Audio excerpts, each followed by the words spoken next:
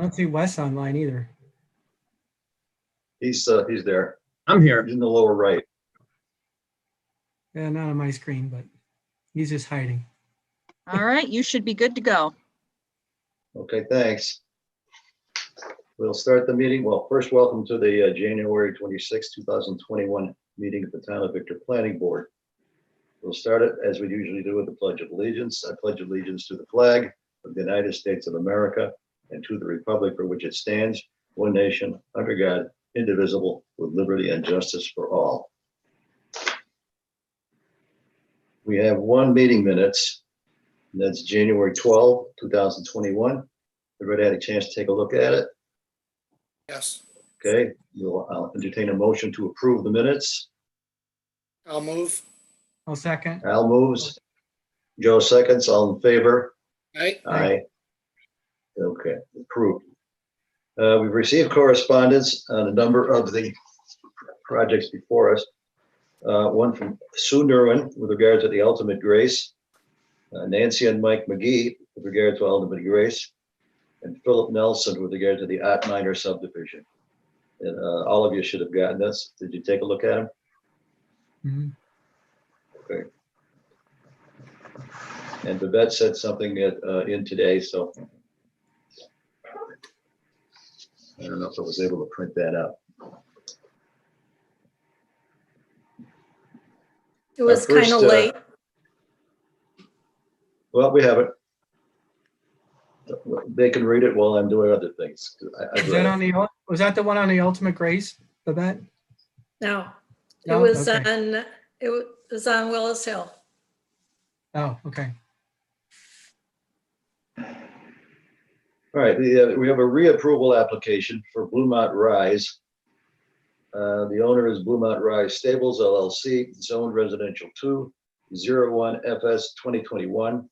Applicant is requesting reapproval to create 35 single-family home lots on 33.2 acres, with additional 74.8 acres being subject to a development restriction easement for a total of 108 acres. They received approval on April 28, 2020. Just for history for the board, they asked for a reapproval and re-signing of the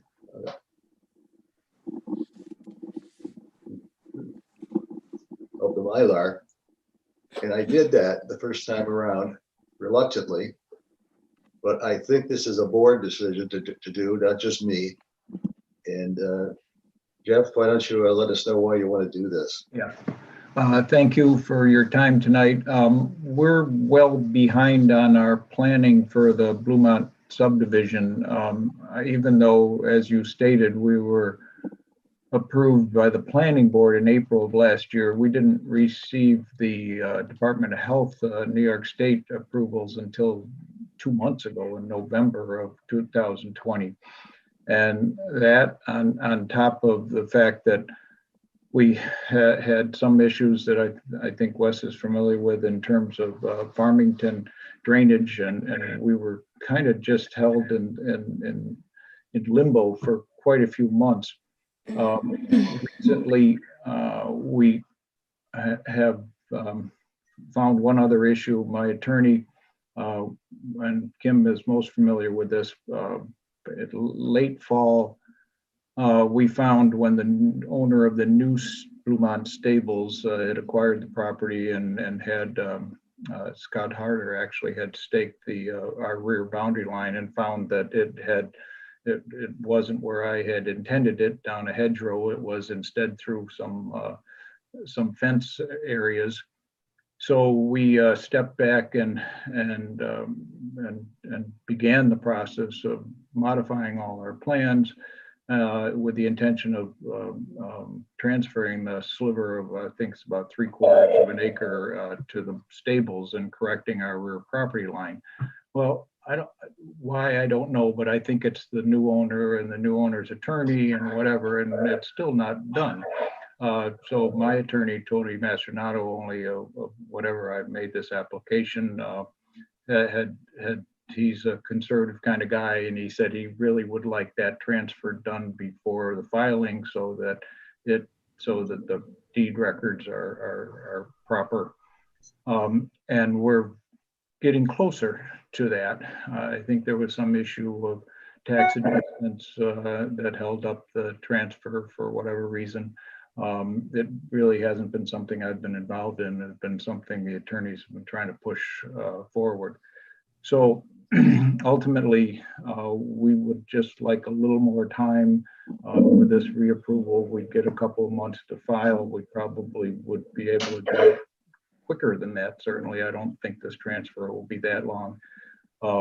And also it will somewhat buy us more time on the building cycle because we're so far behind in our planning on the subdivision because of the approvals of other agencies. And you know, I think to a large extent the New York State was due to COVID, but you know, that's getting to be a common excuse. And I think the town of Victor has done admirably well compared to most other agencies we deal with in terms of getting things done.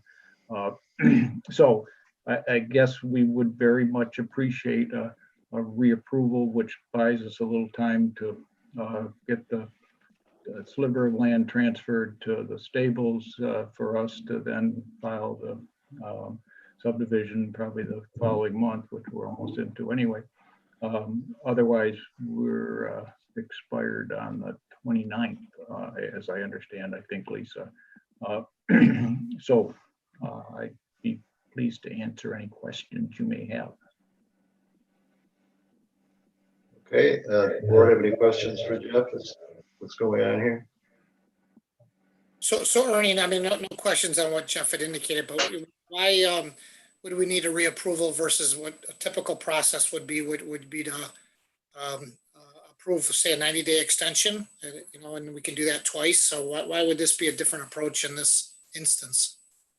He's had 2 90-day extensions. Oh, And so he had his final plans signed. They have a signature on them. He had 62 days to file those at the county clerk's office. That 62 days runs out, I think he said the 29th. So that means that he would have to come back for reapproval of the final subdivision. All right. Thanks, Kim, for the. Yep. Okay, Hey, Ernie. Joe, any questions? Is this essentially lot line adjustments for 5 of these lots approximately? Well, the lot, yes, for the Blumont stables, it was a rear adjustment of the entire subdivision. So it affected, I think, about 5 of our lots. But it was really an oversight of the engineer. I had very early in the game given an aerial and showed where the property boundary should be for the division of the 35 lots and the stables property, and they never did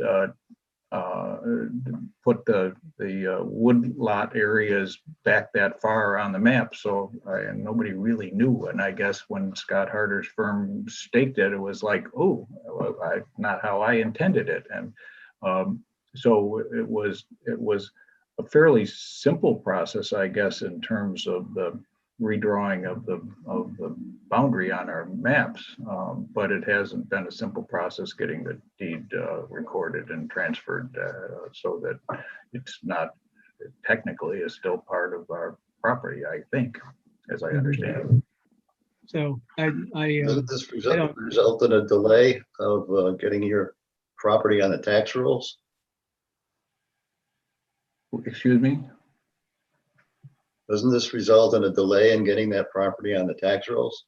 I guess it could, yes. I mean, to the extent that depending on when the tax rolls are closed, and that I think is, it seems to me to be somewhat random every year, somewhere between January and March. I think the properties are the status date is recorded. Yes, it's. Sorry to interrupt you. It's not our motivation, I can tell you that. I'm sorry, Joe, go ahead.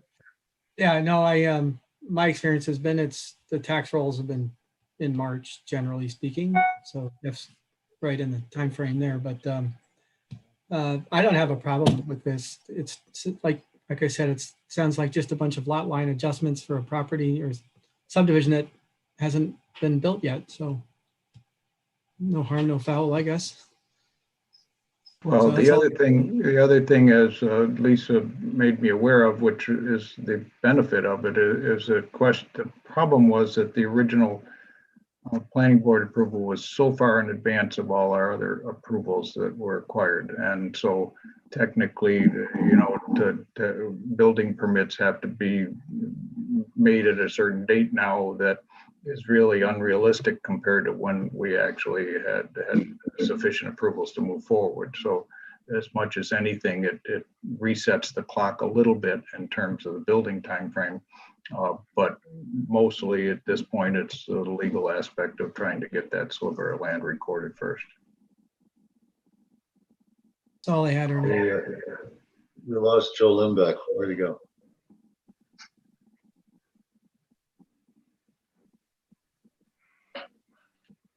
Joe, are you there? No, Who was he there? disappeared. Scott's here. I'm here. Okay, Scott, you have any questions? No, I don't have any questions, but I'm here. I had some computer difficulties and that's why I showed up late. Just want to let you know. Okay. If that's it, then we can just put up for a vote. Are we gonna re-sign the Mylar? I'm fine. Okay, Yeah, I'm the fine one with shall it. we have? Okay, Scott, I'm fine with it. okay. We'll re-sign the Mylar. And that's it. You Thank you, have a Bernie. resolution, Ernie. What? You I was have a gonna ask- resolution. You do have a resolution? I believe so. Yeah. See if I can find Lisa? it. He does. It's in Dropbox. It is? Yep. All right. Dropbox. Susie can pull it up. Oh, there it is. All right.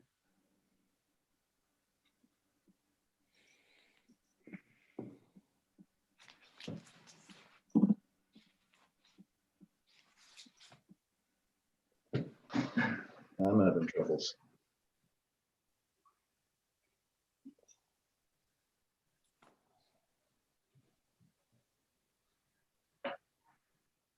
Can you not see it, Ernie? Everything got small all of a sudden.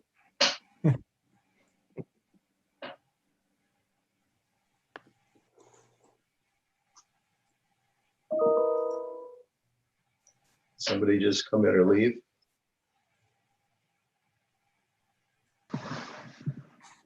Ernie, do you want somebody else to read it if you can't see it? Yeah, I wanted to do that. All right, I'll take care of it. So this resolution, whereas the planning board made the following findings of fact.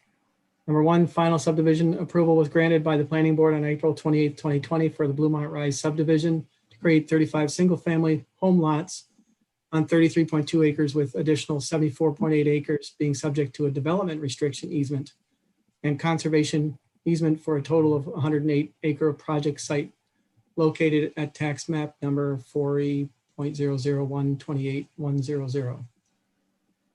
Two access points on County Route 41 are required pursuant to Appendix D. Number three, in a final subdivision application letter dated January 11th, 2021, Jeff Smith, Woodstone Custom Homes, indicated that the owner has had issues due to COVID and the fact that the State Department of Health had just approved the subdivision on November 3rd, 2020. Due to that and continuing discussions between Labella and the town of Farmington regarding their stormwater easements, very little progress had been made in finalizing easements and other matters until December of 2020. Jeff Smith of Woodstone Custom Homes is requesting reapproval of the project. Now therefore be it resolved that the planning board hereby issues a waiver to section 2792 roof and basement drainage of the town design and construction standards for certain lots where access to storm sewer system are not feasible. This section would otherwise require rooftop drainage to be conveyed into a storm sewer or into a dry well, and be it further resolved that the planning board hereby issue a waiver for lots 15, 16, and 17 to the portion of the town's design and construction standards driveway layout detail that requires a driveway to be 10 feet from the side lot line, allowing said driveways to be placed as depicted on the final subdivision plans.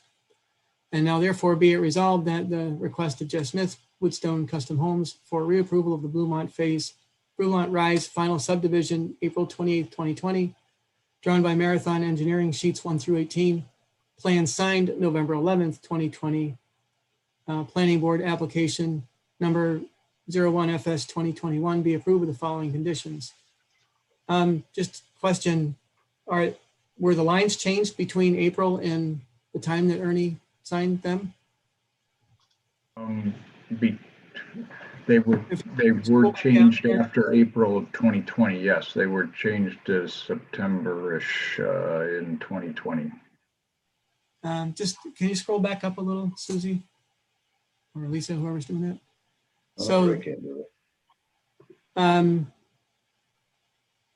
So the now therefore be it resolved, the last one, just before the conditions, says final, for reapproval of the final subdivision of April 28, 2020. But it's been redrawn since then, is that right? Yes. Should That we was use, the rear boundary sliver of 3/4 of an acre was redrawn in the fall of 2020. And I think Kim, and as we understood it, that which was it's on the plans, was an administrative change to the boundary. okay, so I'm guessing that we should put in at least a note saying that, final subdivision April 28, 2020, and as revised on whatever date, September or whatever. Well, maybe, and the sheets 1 through 18 signed November 11th. By that time, they would have been revised by November 11th. Yeah, but it doesn't indicate that there were changes to those plans. It just says, Okay. Yeah. do you understand what I'm saying, Ernie? Yeah, Okay. but So, I signed the re-signing just less than a month ago. Right, Okay. and your first reapproval, the plans had been changed prior to that. That's correct. We can find out what that date was and just add it in there into the resolution. I just want to make sure it's clear Okay. that we're not signing the April 28th plans, but the April 28th plans modified on whatever date it As is. and then- modified. We'll figure it out. Yeah, okay. All right, that helps. Let's see, conditions to be addressed prior to chairman's signature. 1 is standard, 2 is standard. Ongoing conditions. Number 1 is standard, 2-year maintenance bonds, that's standard. Approval of subdivision maps, including conservation easements, lot consolidations, and lot line adjustments shall be submitted in digital format. Number 4, pre-construction meeting, it's a standard. Number 5, all conservation easements show placement of markers on final plans. Number 6 is also a standard one. So, and be further resolved, the planning board secretary distribute the planning board's approval letter. So as modified, do we hear a motion for approval? I'll move it. Scott? Yep. I move. Okay, I'll second it. Ernie's chairman. All in favor? Aye. Aye. Aye. 1, 2, 3, and I'll go aye. I don't know if we're gonna get Joe Lindback back or not. Well, you still got a quorum, so. Yeah, we do. Okay, and I took that out of order because wanted to get it done. Yep, thank you very much for your time this evening. I appreciate it. You're welcome. I didn't do the boards and the committees, but Dave is here for the town board. Do you have anything to report? Dave Condon? And Kirk Yes, sir. Yes. Anything from Oh, town board? No, nothing new, Ernie. Just, we are, Al talks about meeting in person. We've been meeting in person, but, Jack has said that if anybody wants to go virtual, we would go back to virtual. And we've had a couple of board members at different times Zoom in, and it's been working out okay. But I think, until the vaccines become readily available, I don't think there's any rush. And I think that, that's up to individual boards to make their decisions on doing that. So I think this works out all right. I think Susie does a great job with getting comments, and I think people have been pretty good about sending in correspondence, and I think it's been working out as well as can be expected. So, but other than that, nothing new to report. Okay, thank you, Dave.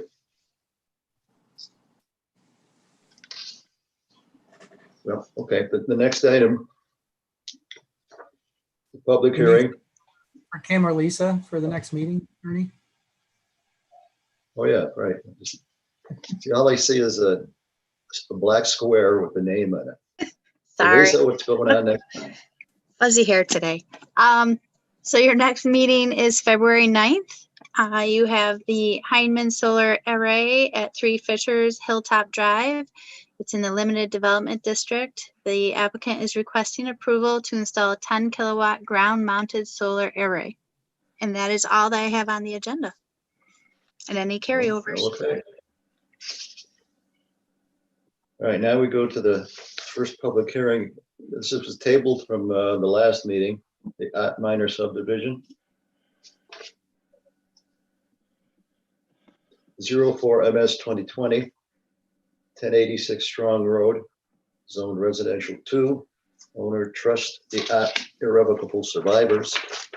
Applicant is requested to subdivide the parcel into 3 lots, with 1 lot comprised of land on the west side of Strong Road, and the land on the east side of Strong Road will be divided into 2 lots.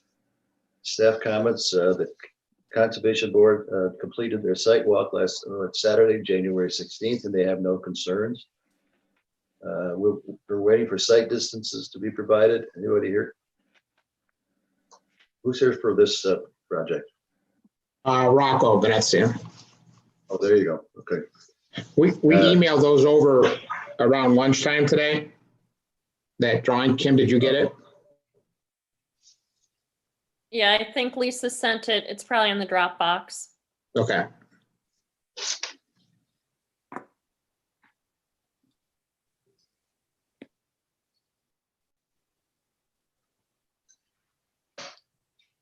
Can't find So it. if you notice, I took 2 site distances, both on the east side of Strong Road. Taylor Road appears to be okay. So one was at the north property line and one was at the south property line. The only one that jumps out at me is from the north property line south to Taylor Road is only 300 feet. So, and then when you try to take different site distances along Strong Road, you just kind of understand that it's a difficult at best, to make it work. It's just not an easy stretch road, but we already know that. That's why you got me doing this. Yep. We appreciate that. Okay. Anybody from the court, the board have any questions on this site distance map? I do, Ernie, it's Joe. Yeah. Rocco, you said the north or the south property line, you have site distance. I can't see it on the drawing. That's why I'm. The very south property line, not the dividing line. Oh, so that's the 946.5 feet? No, it's 450 and 460. Oh, there it is. Okay. I'm zooming on my screen at the same time here. So where would you put a driveway then on the northerly property, lot 2? Against all what I think everybody would like to do, because they don't like lights shining up the driveway and all that, I would probably put it in line with Taylor Road so that there's no more confusion there. You put it in line with Taylor Road, and if the house ends up being on the north side, you curve it and go into the house. That would be the logical thing to do. Yeah. And the driveway on lot 3, the southern parcel, you use the driveway that's there. Yeah, you're describing a comment I made at the last meeting, so I can see what your point. So I don't have a problem if that's the best place to put it on that lot to, then you just, like you said, curve it or pull the house one side or another of the lot so it's out of the way. What I would do is drop the house so it's not in line with the driveway, you know. Right. Drop or push it forward or to the Okay. north.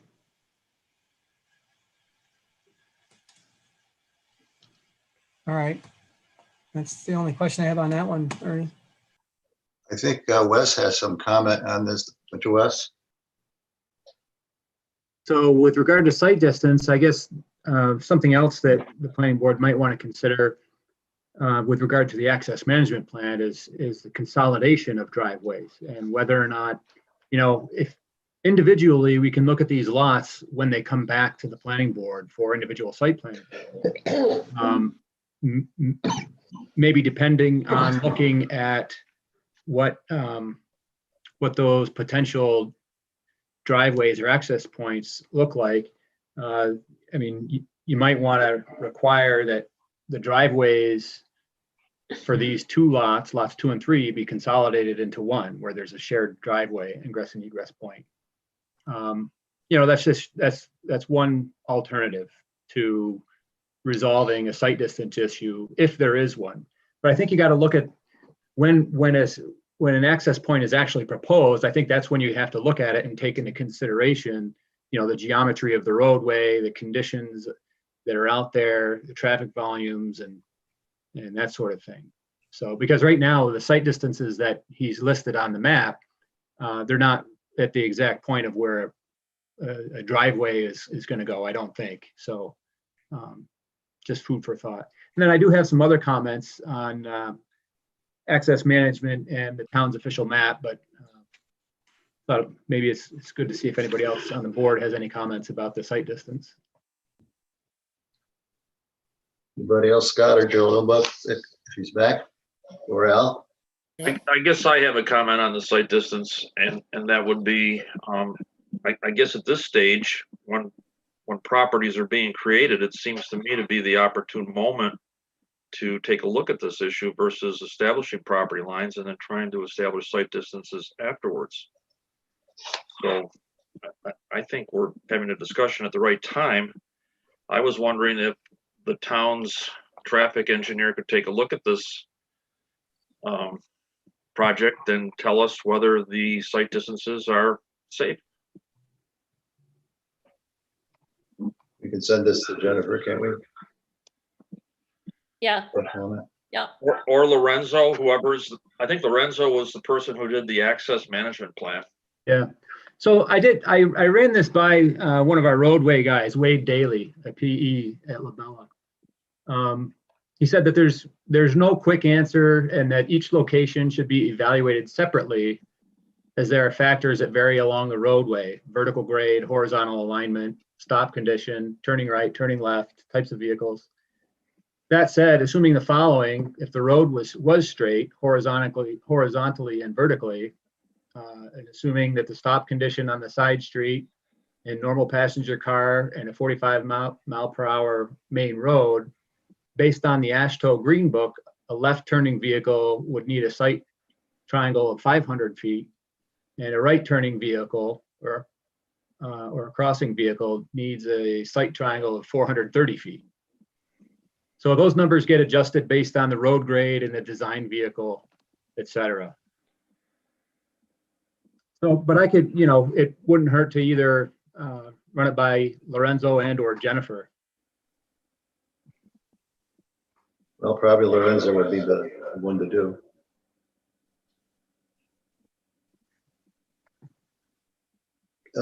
Joe Lindbeck is back. We lost it for a while. Thank you. Yeah, I've got problems with my router tonight. I'm not sure what's going on, but fingers crossed I'll be with you for a while here now. I mirror what Scott had to say. I think just nailing down what the good sight lines are is fairly fundamental to approving this, right?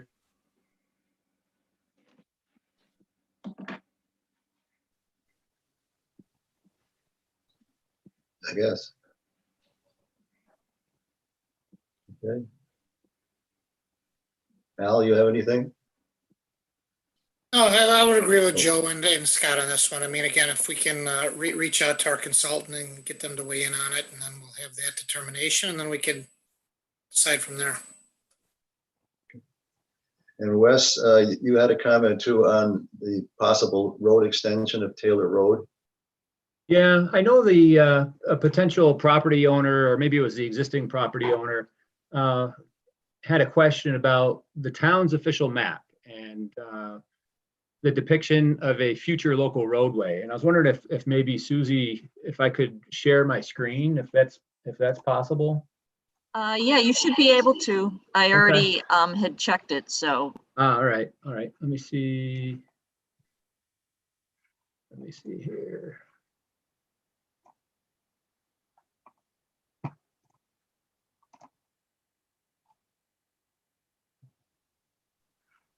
All right, I'm going to zoom in here a little bit.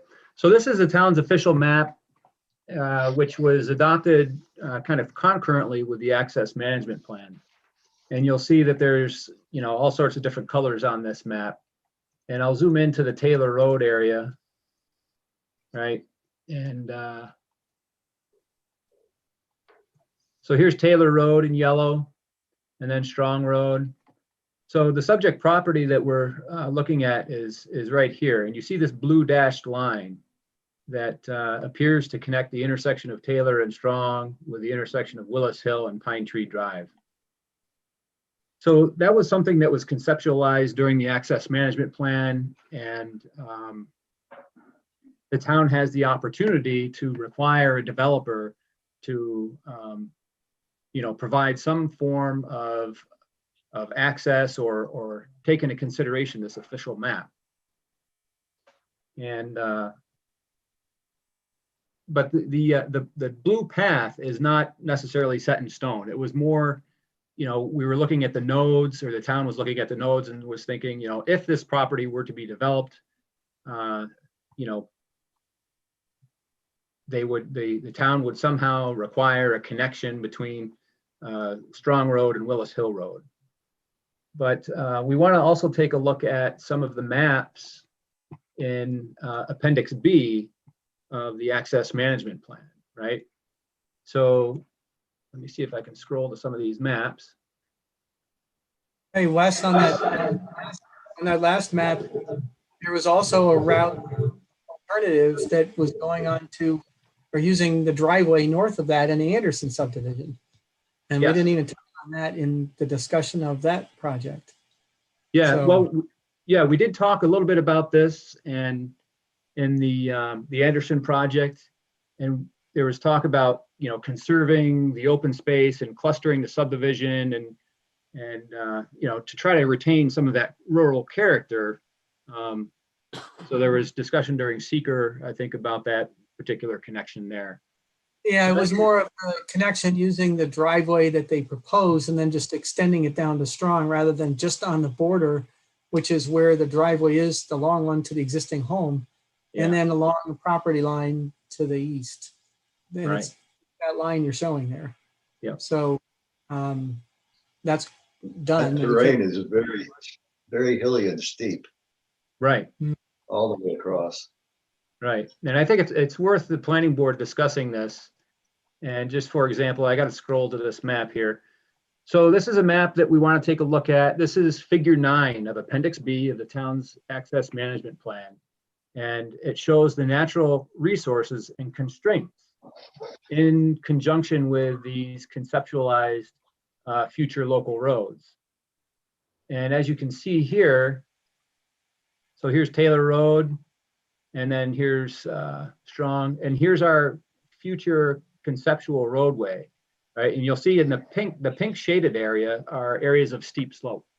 So those are areas where there's 20% slope or greater. So there's some engineering challenges, right, with making this type of connection.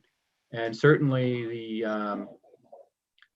the alignment of this particular roadway probably would not occur based on the topography of the land, right? There would need to be some other type of horizontal configuration. And then also, I wanted to take a look at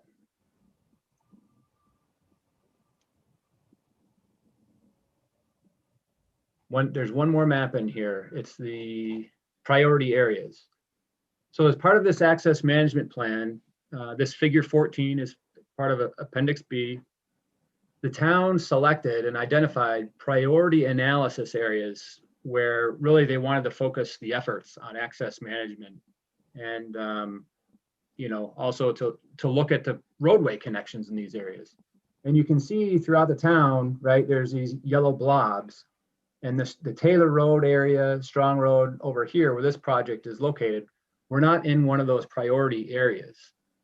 And I guess my point is that the official map, even though that's a guide for future roadways, laying out future roadways, it does provide the planning board some latitude and the ability to vary their requirements. So for example, right, private landowners and developers of land shall not impinge upon proposed location of these future roads unless approved by the town planning board. Town planning board shall have broad discretion to adjust the exact connection points of future local roads to existing roads and in the geometry of such future local roads, as long as the planning board finds that such adjustments are in harmony with the town's access management plan and chapter 55 of the town code. So where does that leave us here?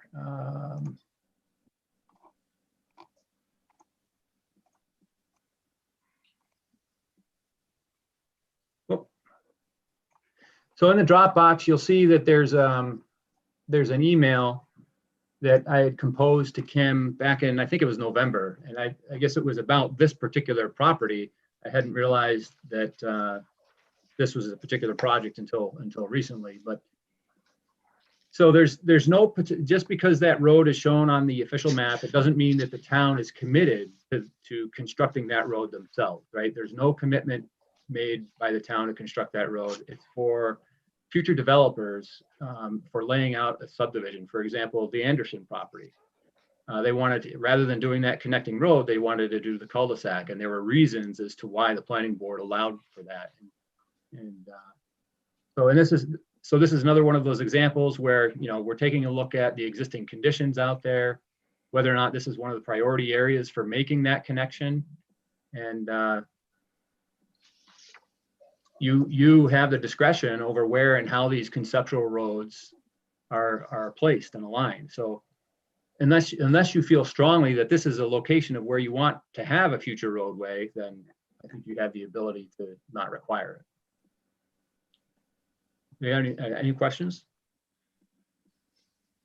Well, I make a statement. I, for one, don't think that that's a feasible route to take. It's the terrain is just doesn't apply. Just it's really rough, really, and it's really too close to existing houses and buildings. So that being said, Ernie, the other thing about that is that right at Taylor Road, that's, first of all, you have cars that drive pretty quickly up on Strong, and then secondly, the sight distance is really poor. If you've got a crossing there, you're going to have people trying to run across there with cars going the other way. That's adding another conflict point, I guess, or conflict move to that intersection, which isn't terribly safe to begin with. Is that accurate, Wes, or at least a reasonable? Yeah, that seems fair. I agree with that. Scott, you are big on access management. I agree with that comment from Joe.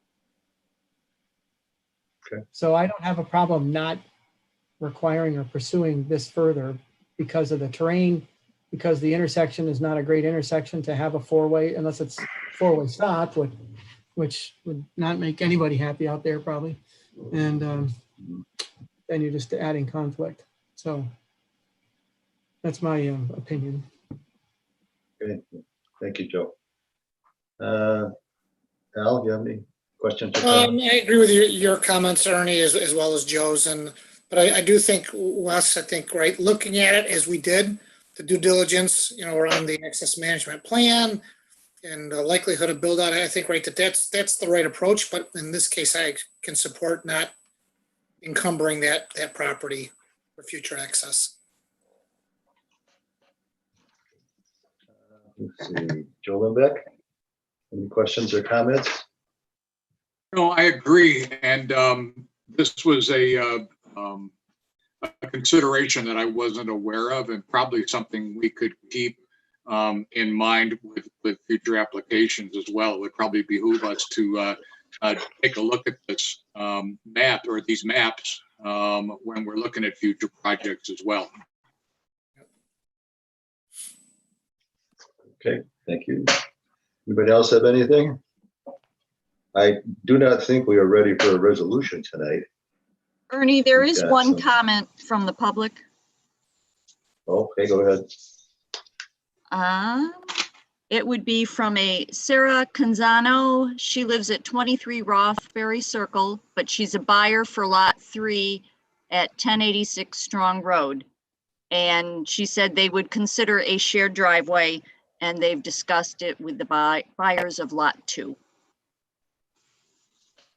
It's helpful information. Yeah. And that's it.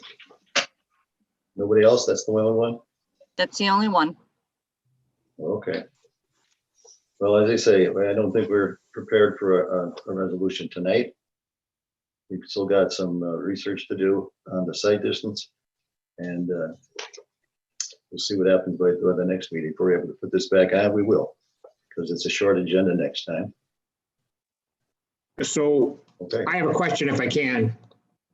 Yeah. So are we to just kind of sit back and kind of wait for you guys to decide it, or are we going to propose something, or Ernest, what's your take on that?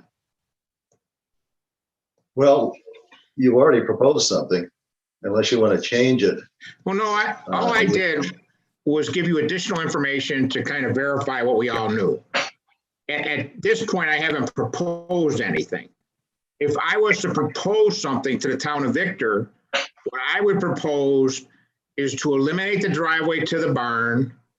I would propose a driveway right across from Taylor Road that would curve and come into both of the lots, because that would be the safest move. And then construct the house sites so that if there was this whenever road, you could still build the road and these lots could be accessed off that road. I think that's the correct move here, and that would be my proposal. That's the safest move. We get rid of a driveway. We put in a driveway right by Taylor Road where there's already an intersection. And I think everybody goes home. I think it's a win-win, but maybe I'm wrong. Do you think? Well, no, I think the board really wants to get further comment on the site distance question.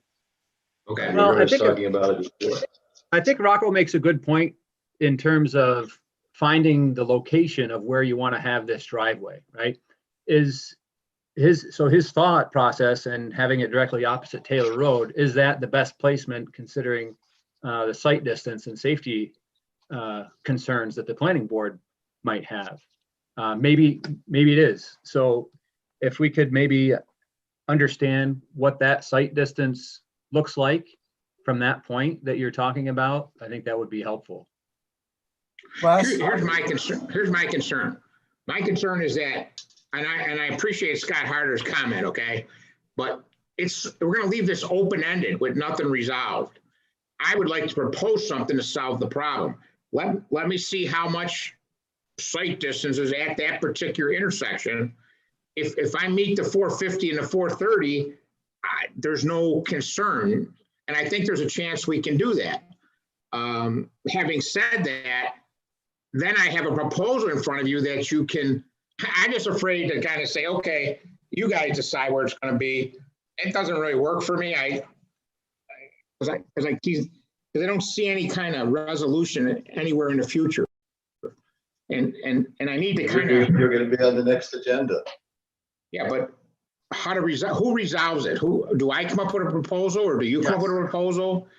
Rocco, Well, I you think already it's, I think put- it's the you app. already I think it's the applicant that comes up with the proposal. You figure out the best place where you think the driveway should go, and then submit it to the town for review. And then, Well, that's what I'm, so what I've just said is what I'm gonna do. I'm gonna talk to both owners, come up with an access easement across from Taylor Road, show you what the site distances are. Hopefully they'll be adequate. I believe they could be. And if they're not adequate, well, we just got to put up a sign or something. I don't know what else to do. But having said that, we will be adding a driveway across from where you already have a road coming in, and we'll be eliminating the other driveway to the barn. To me, that's got to make it better, but let me do the work and present that to you so that you can make a decision. I guess that's my That's suggestion. fine. We'll do that. And we'll Right, put 'cause then that I on the have, next agenda. then I have a direction to move. Okay. Hey, Ernie. Can you do it by the next meeting? It's 2 weeks from tonight. Yeah, no, I can do it, yeah. Okay, Ernie? we'll put you on then.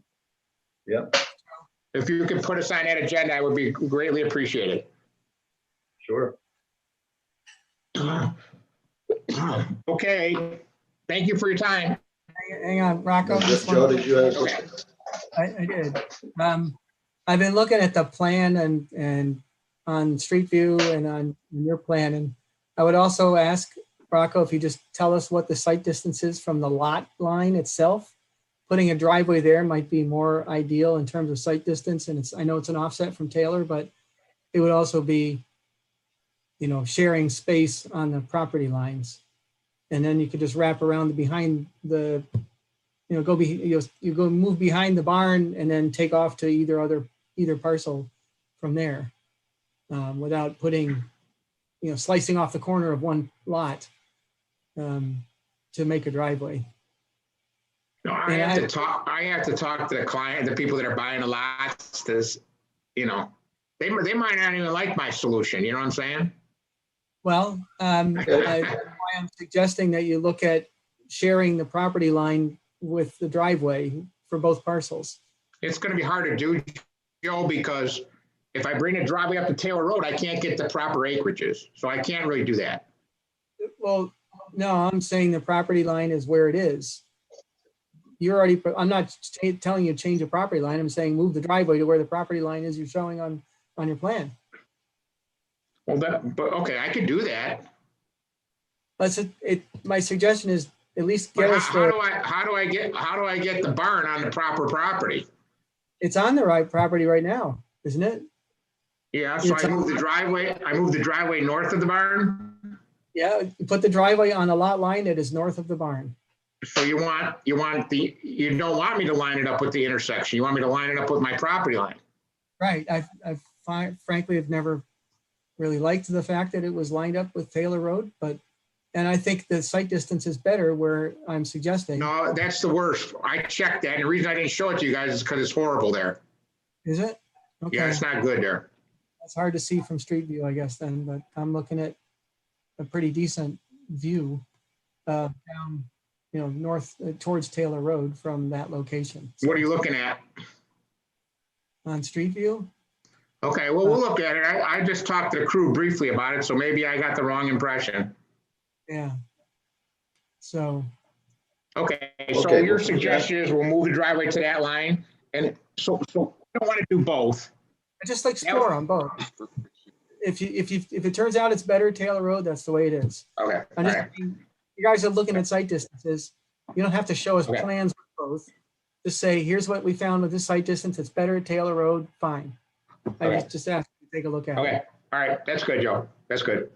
All right. I didn't want you to do a lot of engineering. Just check those couple of spaces because right now all we know is site distance at the north end and site distance at the south end of 3. So the north end of 2 and south of 3, and there's nothing in between that we can see at Taylor, for instance, what the site distance is. So those 2 spots, come back with your best plan with those 2 locations in mind. That's all. Are you okay with that, Scott Harder? Yeah, I'm okay. I also think that that it should be reviewed by the town engineer and confirmed, that's all. I'll get it to you as quick as I'll get it to you as quick as I can. Okay. We'll put you on the next agenda. Okay, 2 weeks thank from you. tonight. You're welcome. Thank you. And you're just gonna continue this? What? Yeah. Good night.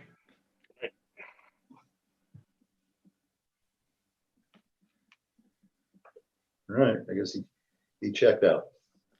All right, our next one is Victor Hills Golf Club Conveyance Plan. This is not a public hearing. 1397 Brace Road, Zone Residential 2, 06 SK 2020. Owner is 5J Enterprises LLC. Applicant is requesting acknowledgement of a complete application to subdivide 3.09 acres from a parent parcel of 123 acres. This is the first step of a major subdivision, and only acknowledgement of completed application will be considered at this meeting. Staff comments, planning board may want to discuss whether additional land should be preserved on conservation easement. Okay, Jack, you're on. Okay. I sent some information in, was it yesterday or today? I'm not sure. Yesterday, I think. That I had the lot resurveyed to break off the eastern portion of the lot where the easement is for the trail and the parking for the hiking trail, so that we could preserve access to the main parcel off of Break a Day. It had been on my mind since the very beginning, that I didn't want to lose to the property from that direction, because there's no certainty that we're going to sell the land behind it. If we were to do that, that we would be able to have access no matter who the buyer is. Right now, the buyer for the lot that we're trying to subdivide off is David Reedman, who has a right of first refusal, on the main parcel that came along with his purchase of the lots in the gravel pit. All we're trying to do is subdivide this so that he can exercise his right of first refusal, and we can be paid for that parcel. He has no intentions of developing that. Even if he were to buy the back parcel, he's indicated that that would be area that he uses for open space, partly because of the hiking trail, partly because of the wetlands, the mitigation area right behind it. There's a wetland mitigation area. That is something we had to construct when we built the golf course. It's under a permit from the Army Corps of Engineers and DEC, and cannot be disturbed. The doesn't stop the right-of-way people when they come through from knocking down everything in there to keep the trees from growing up into the pines, but we're not allowed to do anything with it or change the characteristics of the mitigation area.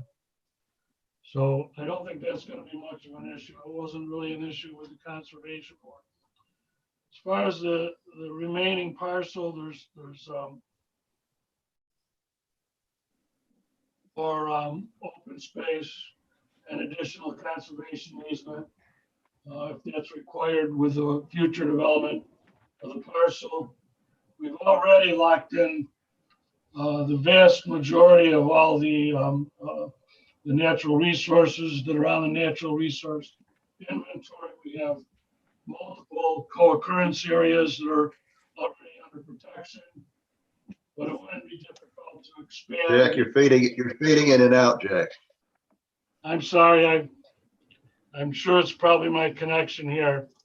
Saying we have a significant amount of area available for future open space. Most of the co-occurrences, all of the co-occurrences of natural resources, and most of the individual natural resources that are identified for preserving are already being preserved. But we can extend the boundaries on those to provide greater buffers. Jack, when you turn your head, that's when you fade out. Okay. Now I'm trying to look at my notes. I shouldn't need them. Look right at the camera and then we'll get you. So all we really want to do is convey this property, this parcel to Dave Reed. We're not looking to get it approved as a building lot. Site distance would be something we're not that concerned about because the roadway that was proposed gives us site distance all the way to both intersections. There's very little difficulty there. What we're just trying to do is sell this small piece of property to him. We had another buyer for it and he matched the offer. The other buyer was going to buy it as is and come in and make an application for a building lot because I told them I wouldn't do that anymore.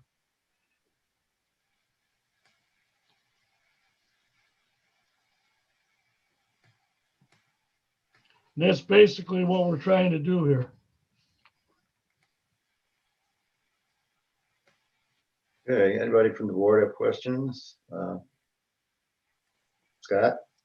I guess the question I had, I think I read through the material and maybe this is technically a major subdivision, but perhaps because of all the conservation easements associated with the golf course, it may not be all that important. I guess that's what I'm reading through here. Is my interpretation correct? From my perspective,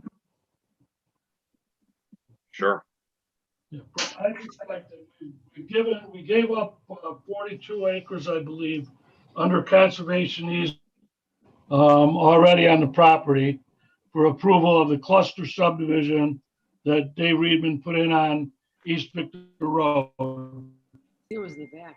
And there's still enough acreage left to provide at least 50% more in comparison to the development of the number of units that are remaining, the development rights that are left on the property, which I believe is 39. So there's plenty of land there to do that with. And there's also, we were able to put 28 units on 14 acres in the gravel pit. And the previous plan that was reviewed showed future development in the area that borders Break-A-Day Road on significantly less than 50% of the parcel. So I think there's plenty of land there to accommodate any future needs.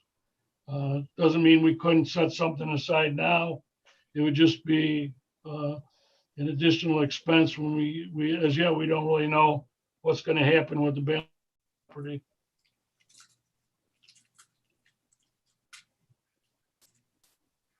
Okay, anybody else have questions? Joe? Either Joe, either one. Nothing from me, Ernie. Okay, Al? No, I'm all set. Thanks, Ernie. Okay. And I don't either. Nothing from me either.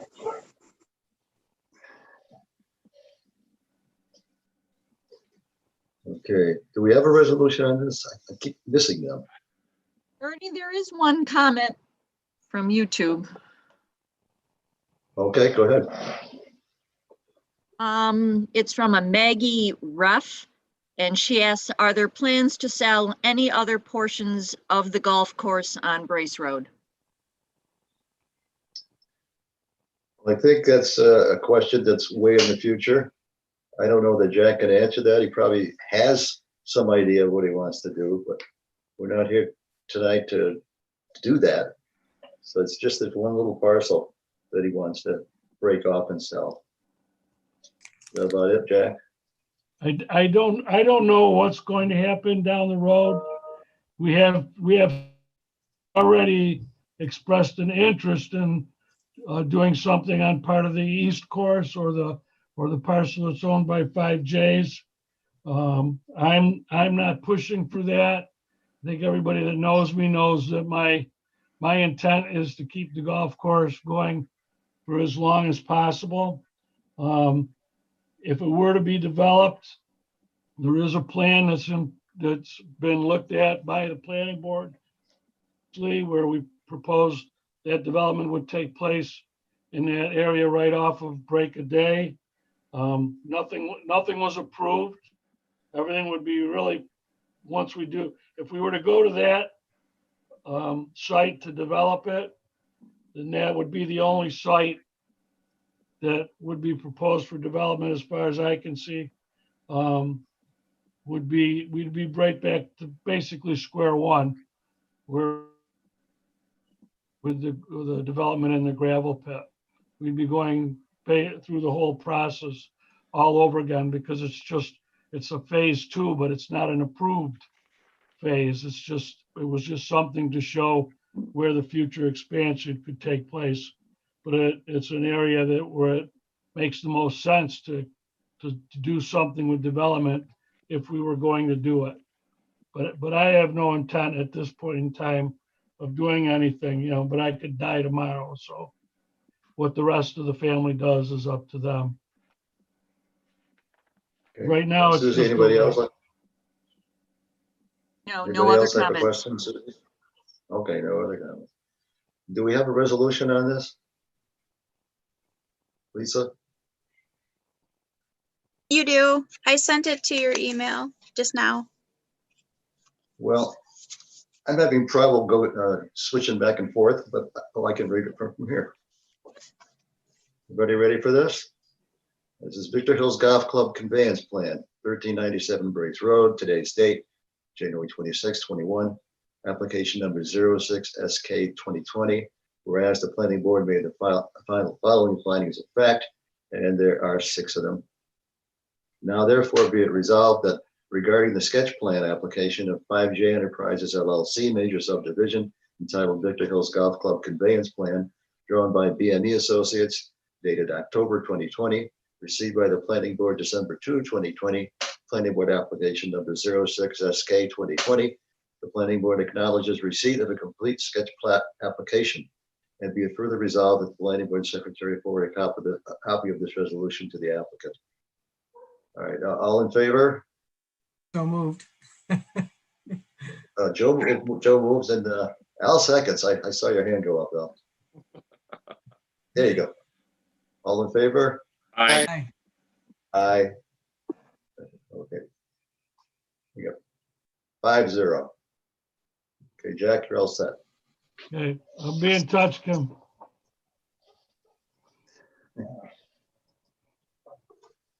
The next is Ultimate Grace, 966 Strong Road. Zone Residential 2, 07 SU 2020. Owner Ann Sheehan and Michelle Richards. Applicant is requesting a special use permit to create a 2-resident hospice facility with room to quote rent, close quote, for family members. Staff comments, we're waiting for county comments, so we don't have a resolution tonight. County is meeting what, next Monday? Not till February. Okay.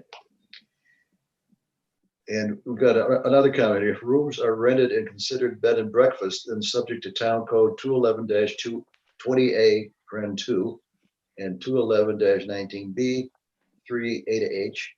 Planning board should discuss parking and where and how many spaces to be available. Okay.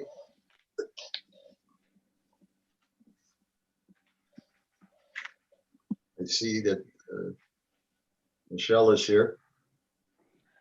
Yes, and this is Helen Zamboni. I'm with Underberg and Kessler. Can't hear you. and Representing. Michelle, Yes? who's talking? Well, it's Helen, me, counsel. Oh, Helen. Okay, How are you? I'm good, thank you. I thank you, Lisa, for letting me in. I knew you didn't recognize the person trying to log on to this meeting because I wasn't on the original invite list. So I think all we're really here about is the hospice itself for a special use permit. What I understand from talking with Michelle, and she can certainly answer more questions, is that family members of the patients who are there can stay in the suites, the 2 suites that are available to them as hospice residents, and they won't pay separately for that. In other words, there's space available for family members to stay with their loved one, but that's not bed and breakfast itself. The bed and breakfast is something completely different in a different building, and that's not what this application is about. I know you've probably heard that the Chateau, I guess it's what it's called, Michelle. Chateau Is, Grace, yes.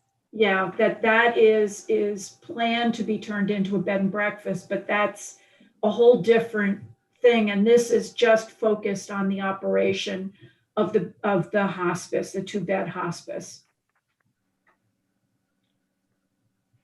Okay. Babette, you were there? I don't see you on camera.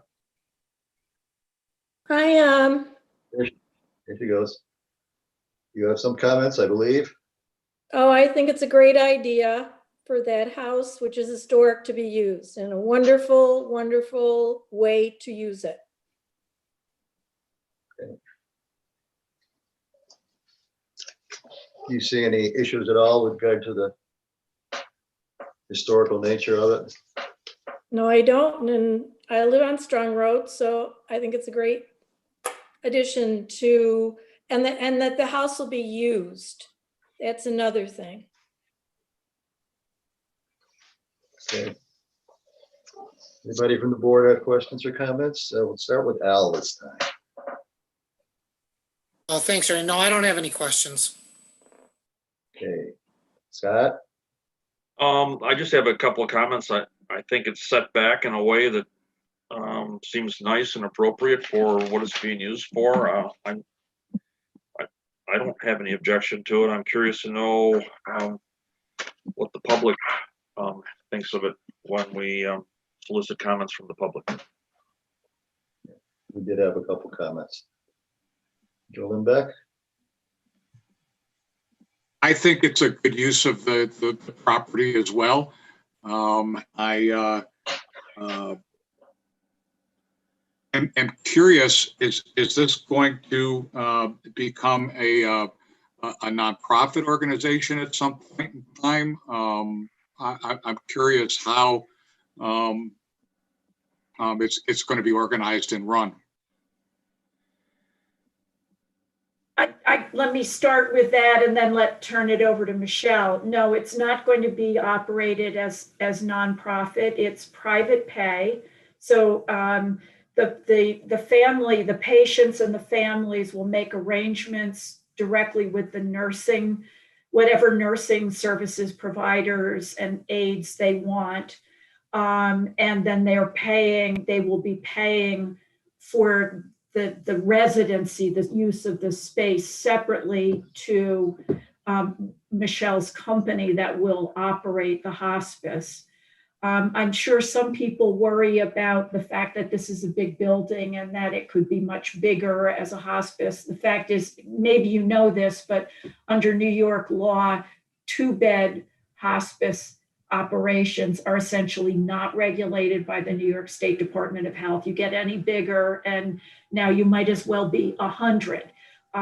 So it's very restrictive, and no interest at all in expanding the hospice to be a larger number of units, because living and operating under those regulations is just a non-starter. Thanks, Helen. That really doesn't have a bearing on how I will vote on this. I think it's a worthy endeavor. I was just more curious about how it was going to operate. Yeah, okay. Thank you. Joe Logan? No, I'll just echo Babette's comments as well, and what Scott said. I'm certainly very supportive of this. I think it's a good use for the building. It's a nice setting. So, and I've been in that building before and after it was completely renovated. So can definitely appreciate the amount of work it took to get it where it is now, and that it's going to be used. It's great. Wes, you have any comment?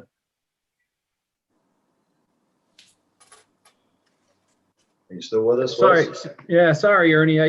My computer crashed. I just rebooted, so I haven't heard any of the conversation. Which project are we on now? Mostly, it's Ultimate Grace. Ultimate Grace. Okay. The hospice. Yep. All proposal. right. I don't have any comments. No, I'm sorry I missed the conversation. Okay, well, it was all favorable. There was a question on parking. Is there enough parking for Yeah, vehicles? parking. What are you gonna do about that? It's just a 2-bed, it's just a 2-residence hospice. I don't know how And much. obviously there will be nursing help and the like coming and going at different times, but Michelle, I don't know what is there on the ground. I haven't seen any physical plans about that. Basically, we don't see there being any more traffic than there would be if a single family was living there, really. And in terms of the spaces, there's, more than enough for what it is we're looking to do. However, on the list at some point there is, to do something with the driveway in terms of Resurfacing? yeah, resurfacing it. Mhm. Thank you.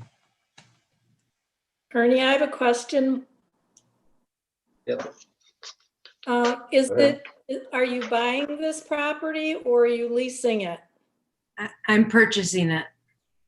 Perfect.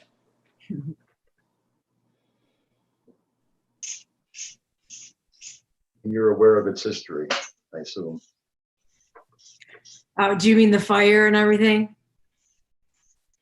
Well, Use yeah. or The previous use? Uses? Yeah. Well, it's known as the Roundhouse, Yes. and it's rather distinctive. I'll come down the street sometime, Michelle, when you're there, and I'm the historian, by the way, the town historian. Wow. So I can give you a really nice history of that house. It's got quite an interesting history. Yes, I would love to do that. Thank you. You're welcome. It was just one of those things where I had the vision and had the opportunity to go there, and it just kind of all fell into place. And I just feel that that God's calling me to do this ministry and to do this, and that space is ideal for for families and for people that are transitioning and getting ready to pass away. So. Okay. Well, we don't have a resolution for you tonight because it's still at the county. You think we'll have that back by next meeting, please?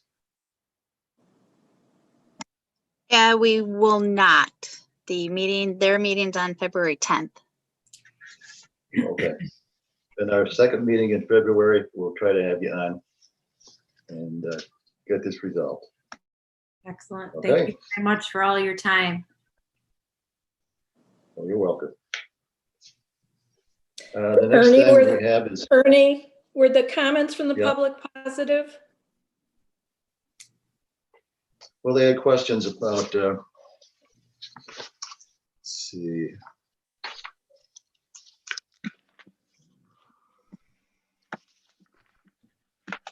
There is one comment on YouTube if you want to hear that. there's a comment from Mike and Nancy McGee, who live at 967 Strong Road.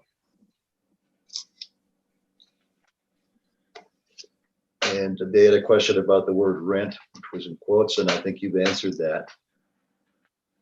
And they ask, how will Ultimate Grace be funded?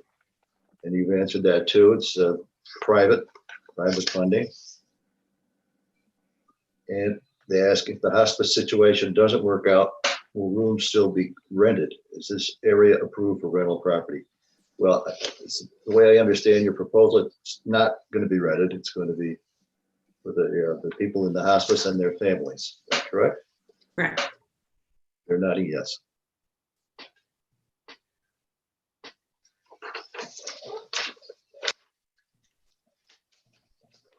I think there was another one. Well, Babette said something in.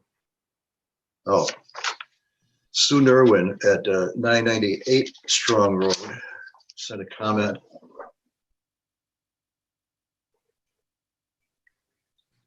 Well, she wanted to know, is this permit a condition of the sale of the property, or is Ann Sheehan going to continue to be the owner and Ultimate Grace going to rent? As I understand it, you're going to buy it. Is that correct? That's correct, sir. Yes. And she says, I've had extensive experience with hospices.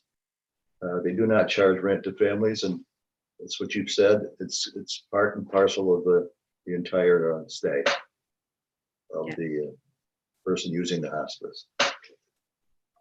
How many people are going to be permanent residents? I guess you said there's 2, right? Correct. They're not really permanent, they're transitional. Yes. How is Ultimate Grace supported financially? And I guess that's what they pay to be there. Is that right? That's right.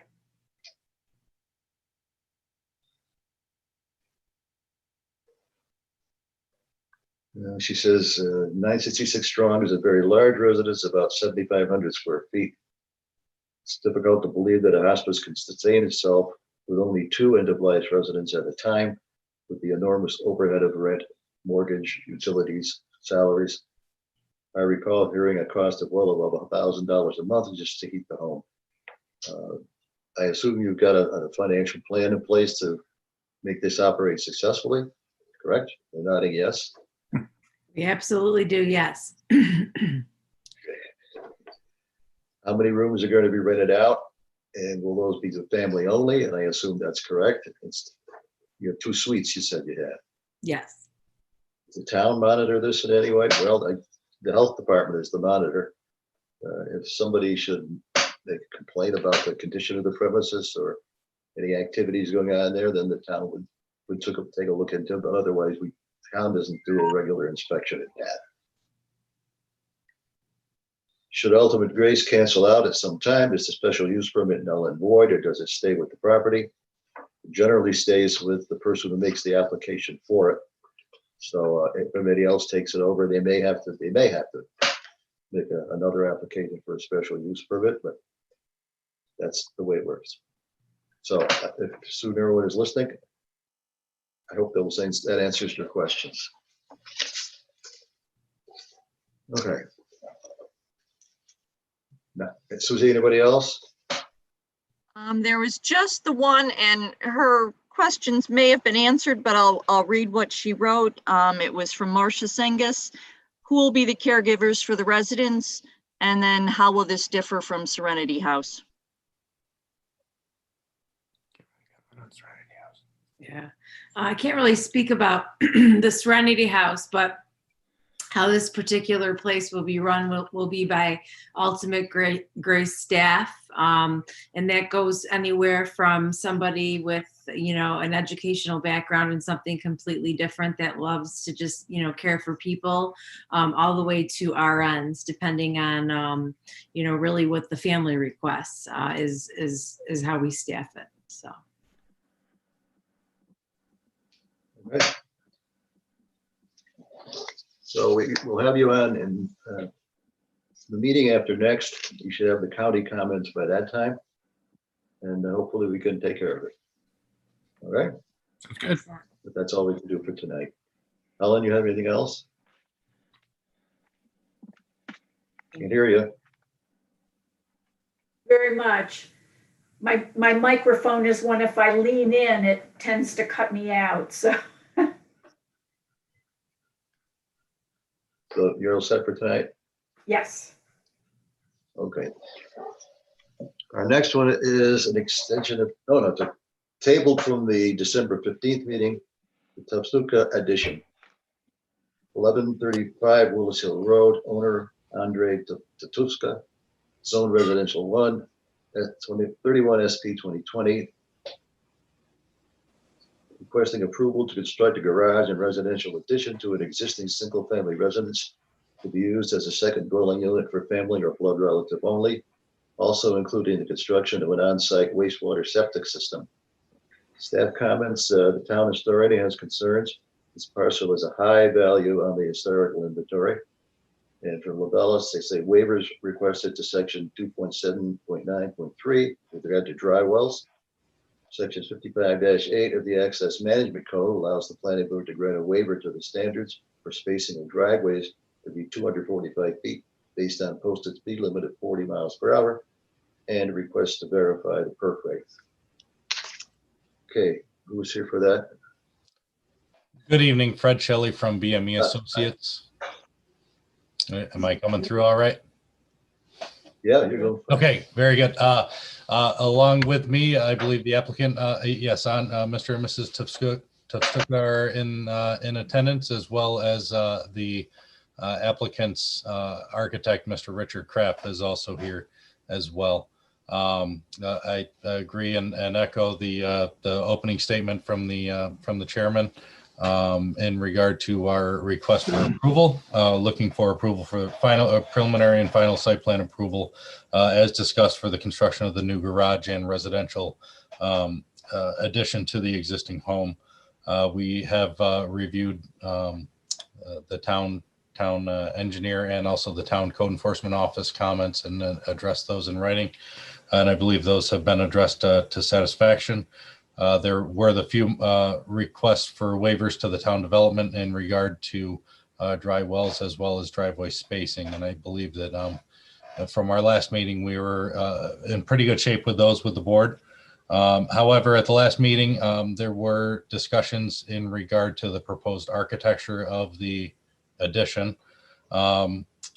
Since the last meeting, the applicant has worked with his architect and submitted new drawings and also some color renderings of the proposed addition.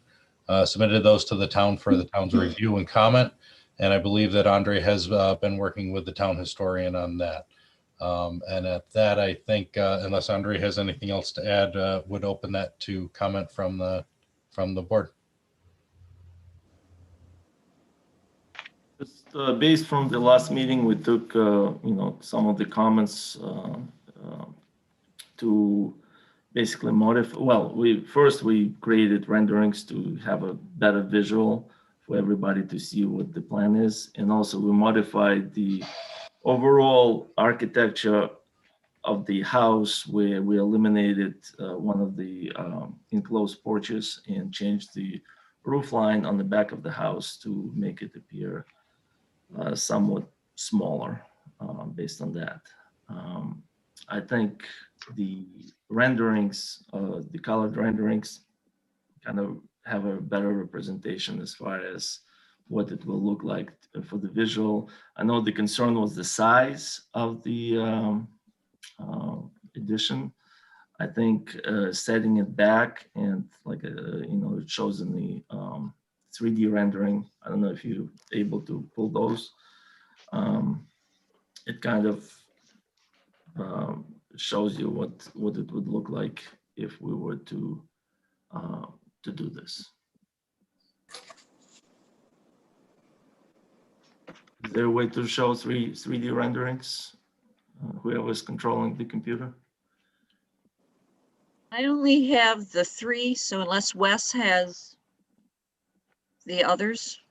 I have them on my computer. I'm just not sure how I can share them. I'm not sure. I've never done that before, but I have them open here on my computer. Should be something at the bottom of your screen that says share. Okay. Okay, there we Share go. screen, it's in green. Can you see that?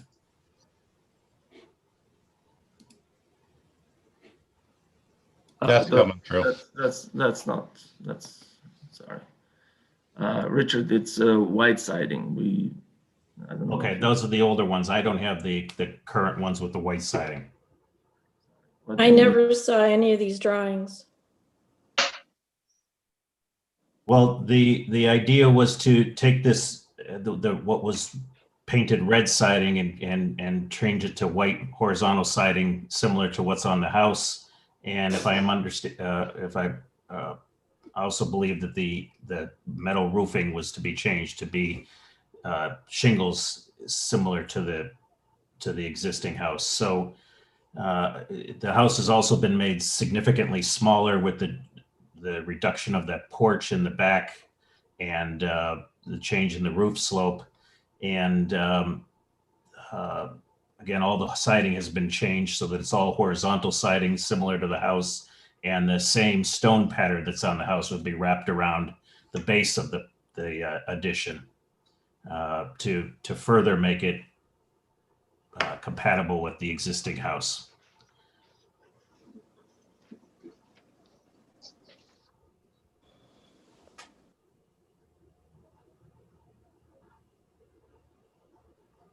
All right. Okay, do you have anything else I to present wish- before we start asking questions?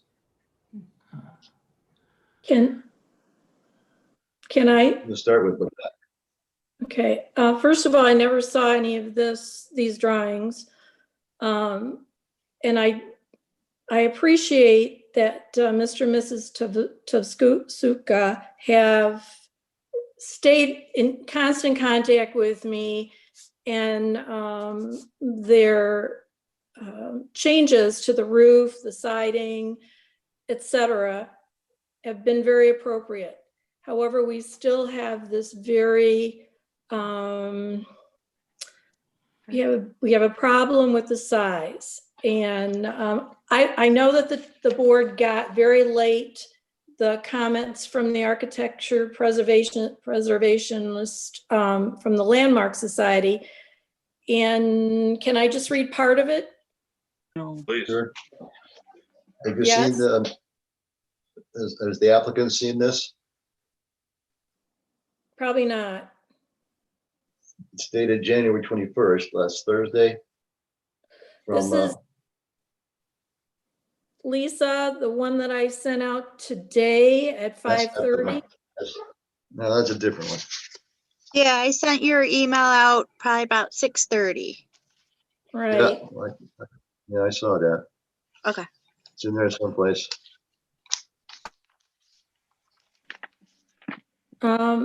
Just Oh, to make a summary of what she had to say was that this house is of high historic value. It is a cobblestone, and it's a challenge for us as historians, as planning board, to put an addition onto an historic home of this unique historic value. And she says the design of the proposed addition should be of a massing, a scale, setback, and the design should not overpower the original home. And I think this is probably the crux of the matter at this point. A new addition should always be subordinate to the historic building. It shouldn't be competitive in size, scale, or design with the historic building. And I've talked to Mr. Tavsuka about trying to, I don't want to be a negative nanny, but I do want us to put on an addition to an historic home that's going to be, it's going to work for the home. And it's challenging. This project is challenging, but it's important that we get it right. And I think it's also important that we get the expertise of a preservation architect who might be able to work with the Tavsuka's architect to come to some sort of a compromise for this building. This site is, now I'm doing my own thing. This site is, it's on an incline. I see this picture here and I see that the 3-car garage is going to be looking right out to the road. So it's not going to be something that's subservient to the original home. It's going to stand out like a sore thumb. And I honestly want to work with the homeowner. I want them to have an addition if they want it. But for me, this is definitely overshadowing the cobblestone. And I can't support this addition.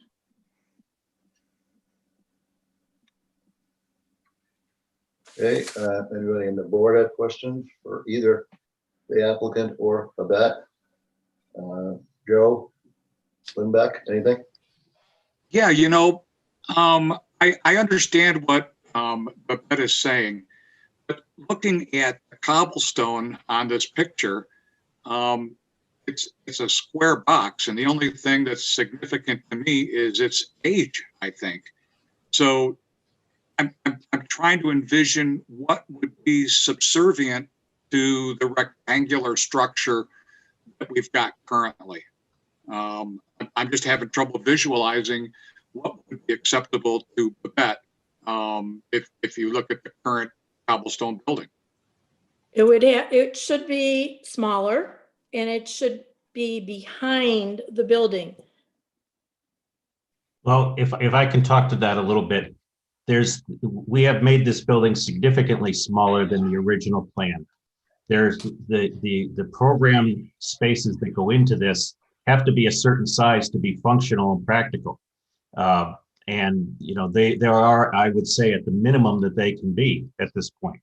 The house does set back from the cobblestone house. And these drawings are a little bit misleading because that garage or the addition is I believe about 2 feet or more down from the cobblestone house. That there's a little bit of a slope there.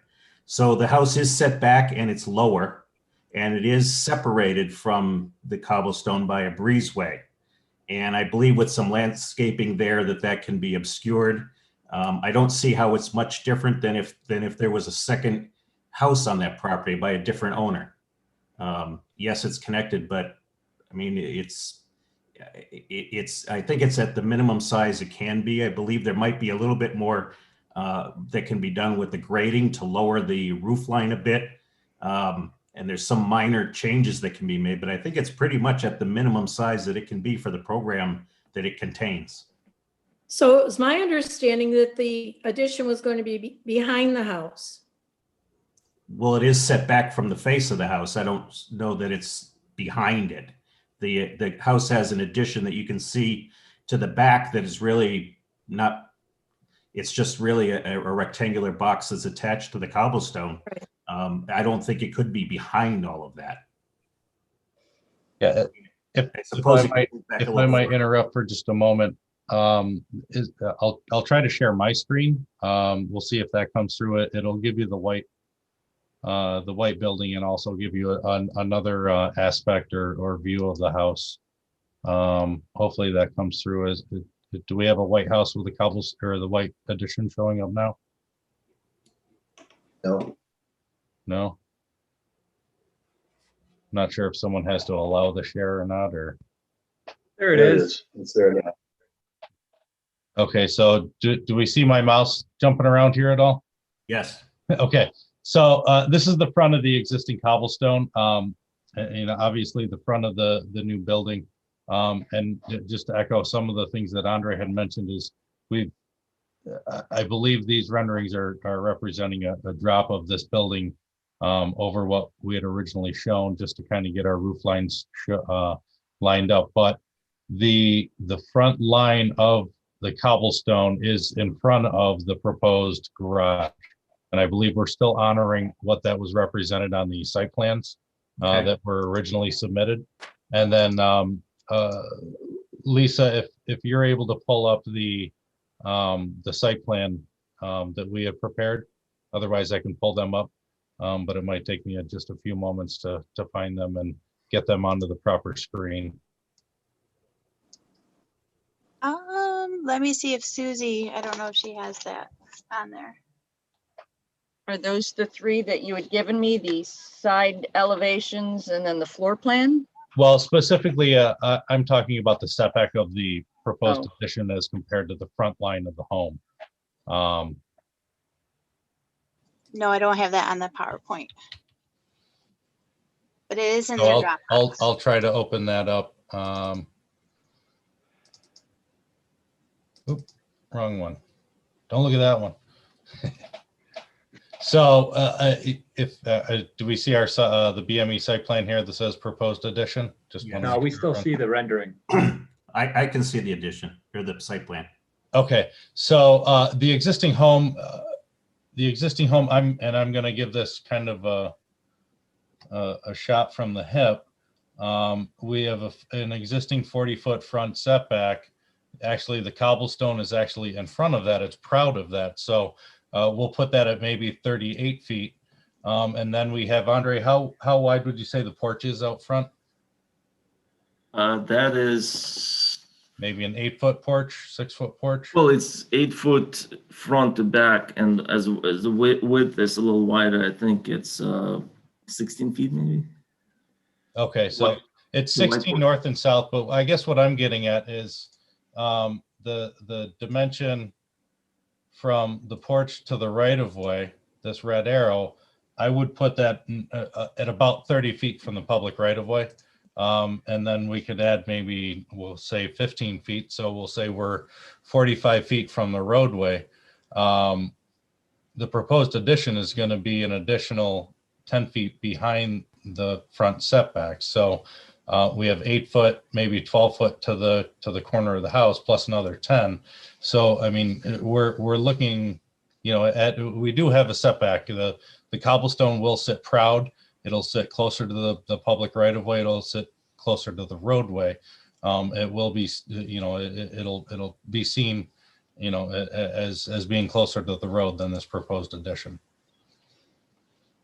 I'd like to see the drawings because the town didn't get those drawings of the renderings, the color renderings. I swear to God, I sent it to, well, I don't know what happened, but I did send it to him.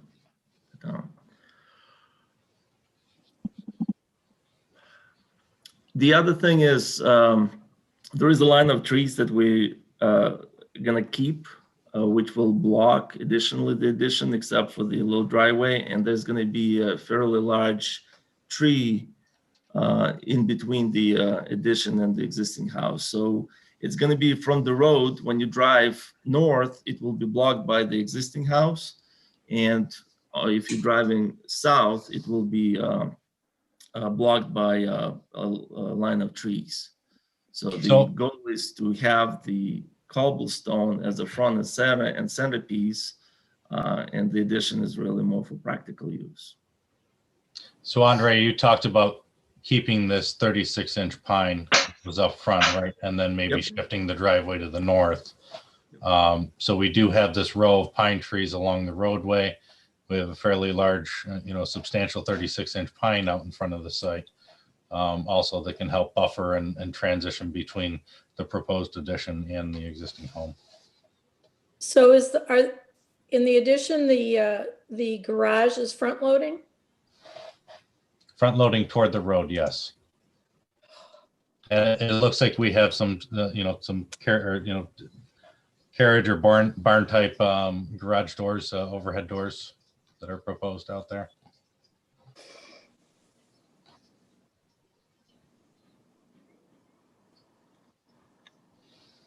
Well, let me take it to West. West, you've got comments on the septic?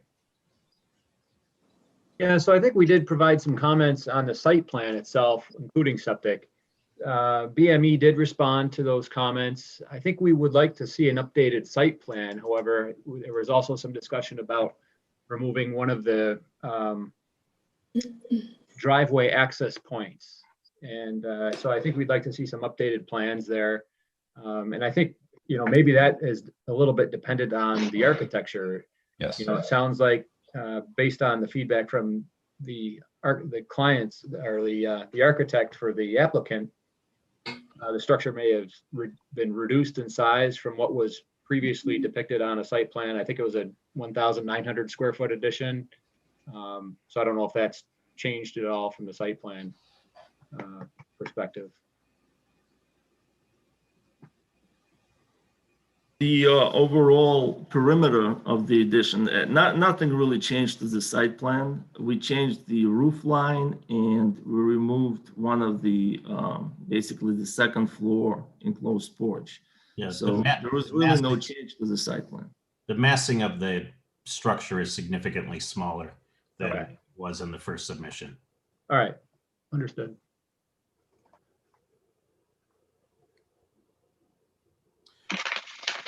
Yes, and then Wes, just to address your one comment with the driveways, there is one, we do have a couple of driveways on the site, but the one driveway, which would actually be the center driveway, we've discussed removing that with the applicant, and we're willing to do that as part of the approval process, and would be happy to provide that on updated plans. Essentially, it would be removing the access that it's the existing north access, or would be the future center access to the home. So essentially, we would be able to provide, I believe it's 98 feet between the two driveways, as opposed to the 30 foot of existing separation out there. So we'd be able to increase that.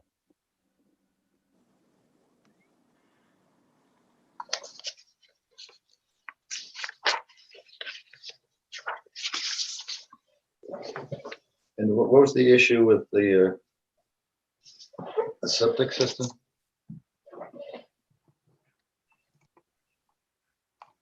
I believe we got a comment regarding some of the percolation rates, but we reviewed our records, and we're consistent with what the plan had represented with our field notes, and we're happy to work that out with the town engineer.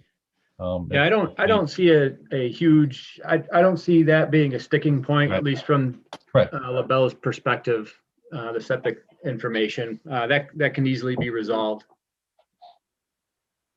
Yeah, and I believe the only other question was, or the other request was the waiver.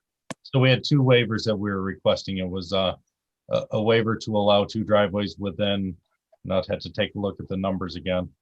Pardon me for a moment. For the speed limit out there, I believe the town requires 245 feet between driveways. We're able to provide 98 feet, whereas currently there are two driveways around 30 or 25 feet between each other. So originally we had submitted plans that would give a total of 3 driveways on the property. All of those would, none of those would meet the access management code that came through per section 55-8. But we can remove the one in the center, provide access to the new addition, and then also to the south portion of the site, and provide roughly 100 feet between each other. The other waiver that we were requesting was a waiver for connection to storm sewers or dry wells. Dry wells. Yeah. Yeah, and the big thing with this site is where the addition is, and then proximity to where we can put a septic system out there. If we were going to discharge, it would be toward the septic system, which isn't typically a favorable situation to add rooftop runoff into the ground while we're trying to also add sanitary wastewater into the ground for treatment. So one benefit is the site is fairly sandy. There are fairly good percolation test rates out there. So we would anticipate that a lot of the water would eventually soak into the ground before running too far off site. So that was one thing that we would provide to the board. let's go to the board. Al, you have anything? Just a couple comments. I mean, certainly the 3D renderings help, I think, visualize what the proposed addition, does in conjunction with the existing home. I like the migration to the white horizontal clapboard, the cobblestone at the first floor elevation, and the shingles versus the metal roof, I think are all good enhancements. Just one question on the height, and I certainly respect the fact that the existing structure has probably a very low second floor ceiling, and the applicant's looking to not have to duck when he walks up on the second floor. But looking at the left side elevation and the elevation views we have, it almost appears as though it's a 3-story building. And I mean, to the extent that that roof line can be brought down, not to diminish the second floor height, but seems like almost like an attic or a full walk up third floor. And if we could kind of bring that down a bit, I think that may help with the concern that I think most of us have with the scaling. So that's really kind of my thoughts or comments. Thanks, Al. Scott? Anything? Were there comments forthcoming from a preservation architect that we haven't gotten yet?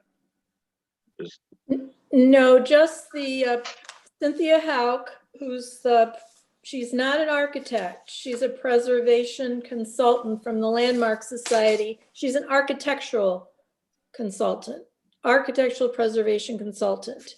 I think it would be I'd like to recommend that the planning board think about having the plans looked at by a preservation architect consultant and see if there can be some compromises made so that we can have an addition put on.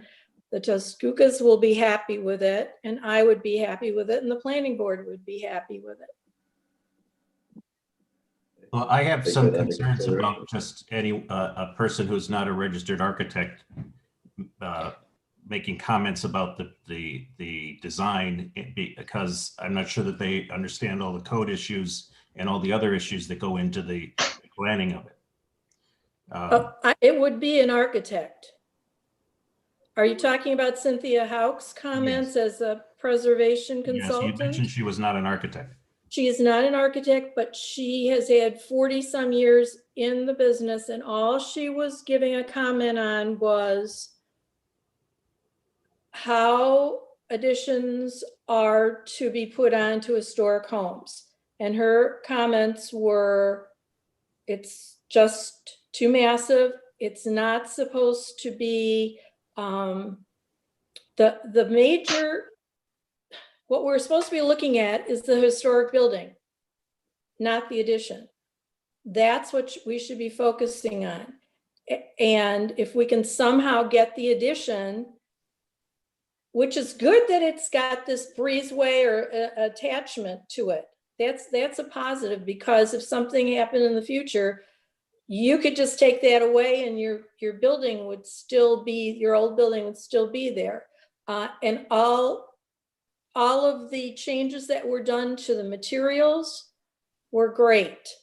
I'm still seeing, that and all she did though was to speak to the size and how it complements or does not complement the architecture of the historic building.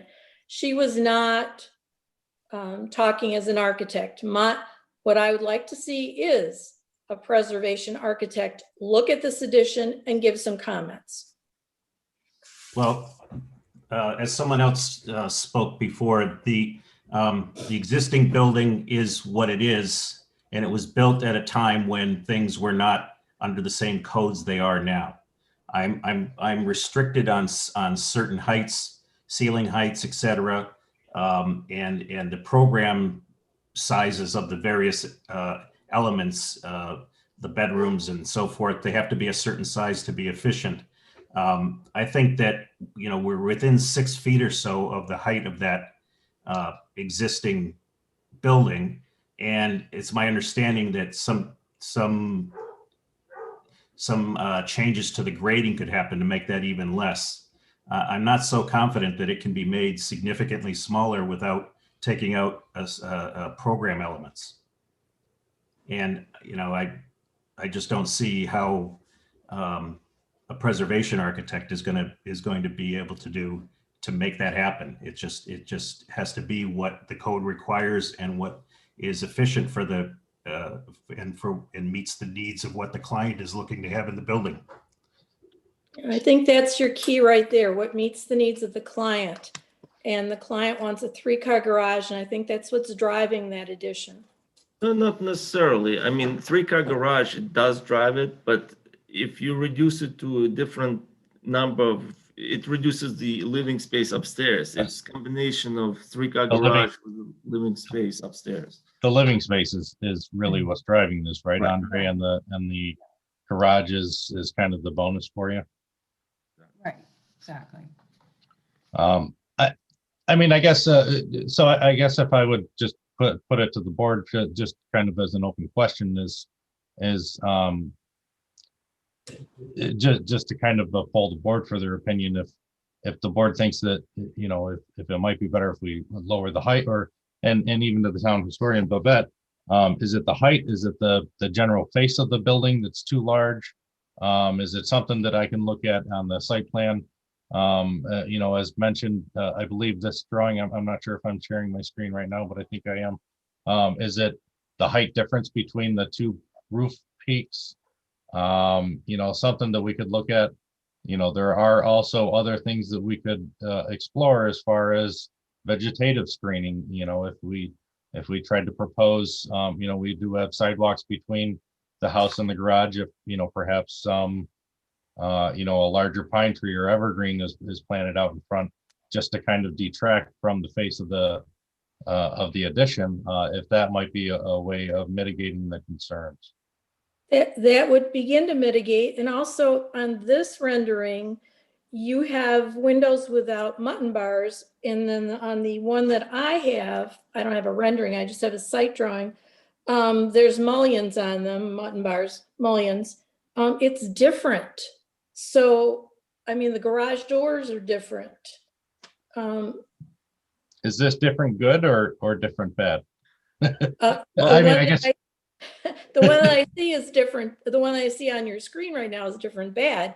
I liked the one that I see, the drawing I see in front of me had the steel roof, which Andre said was taken off, and I see there's a compatible roof, but the garage doors are not the same. The windows aren't the same. The windows are way on your drawing here. The windows are totally different than the windows on this rendering. So somehow we need to get these two things together. So plus trying to reduce the roof line. We're also, we're trying to minimize the overall expense to the owner. I mean, these renderings are not inexpensive to produce. And the architectural drawings are the drawings that I would ask you to look at in terms of what a window would really look like. These drawings are three-dimensional drawings, and they've done their best to make it look like my architectural drawings. But there's a limit to what I think we can expect the owner to spend on services like that. It's not an inexpensive proposition.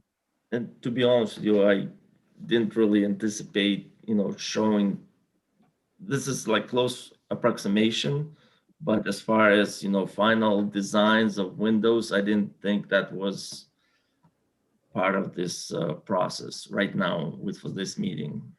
When the windows would have all those, all that detail in them. Right, and you see how the windows are so farther down than your other drawing, and also, do you want to have the garage doors facing towards the road? I don't think the town has always been happy with front-loading garages.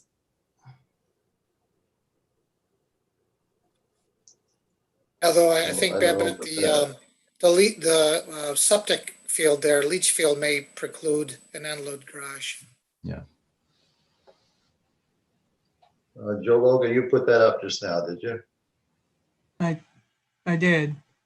I've been kind of Okay. quietly listening to the conversation back and forth here between Babette and the applicant. And I haven't seen this up on any of the screens yet. And I know that Babette, you were concerned about the height of the building.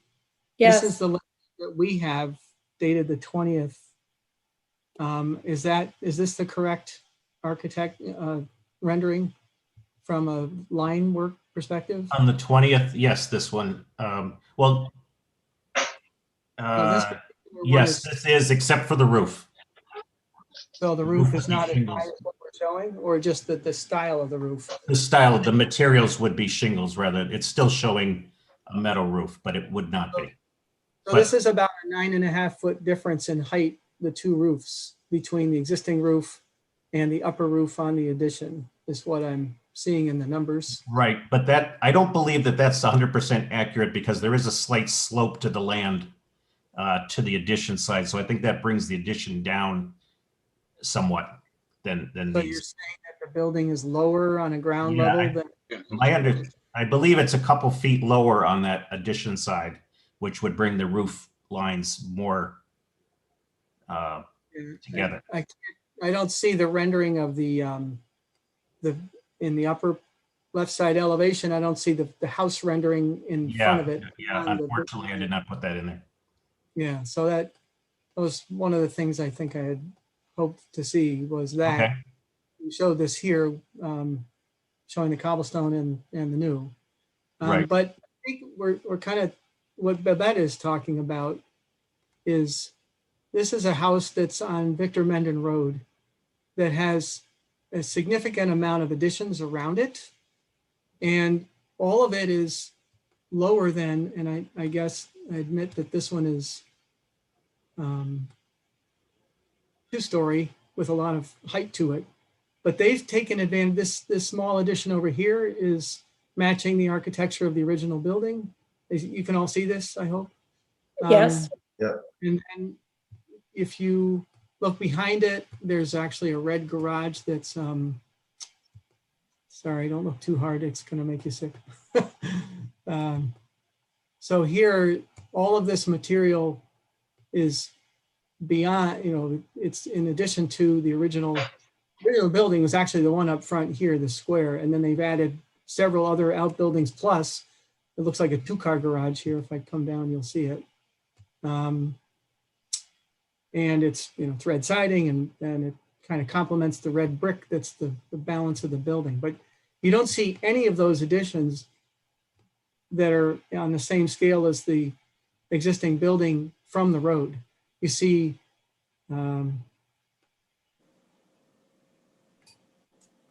You're exactly right, Joe. And I think, though, that unfortunately, the Willis Hill site, I think, cannot do that because of the way the land lies there. Right. Yeah, I we're pinned understand. from developing behind the house, directly it's behind the Alan. house. Yeah, Because of the property line. My point was, was that the massing and those kind of comments can wrap around the building, just not be so so high above it. And right now we're talking about 9 foot, 8 foot, 9 foot, something like that. Plus the overall scale of the building is quite large.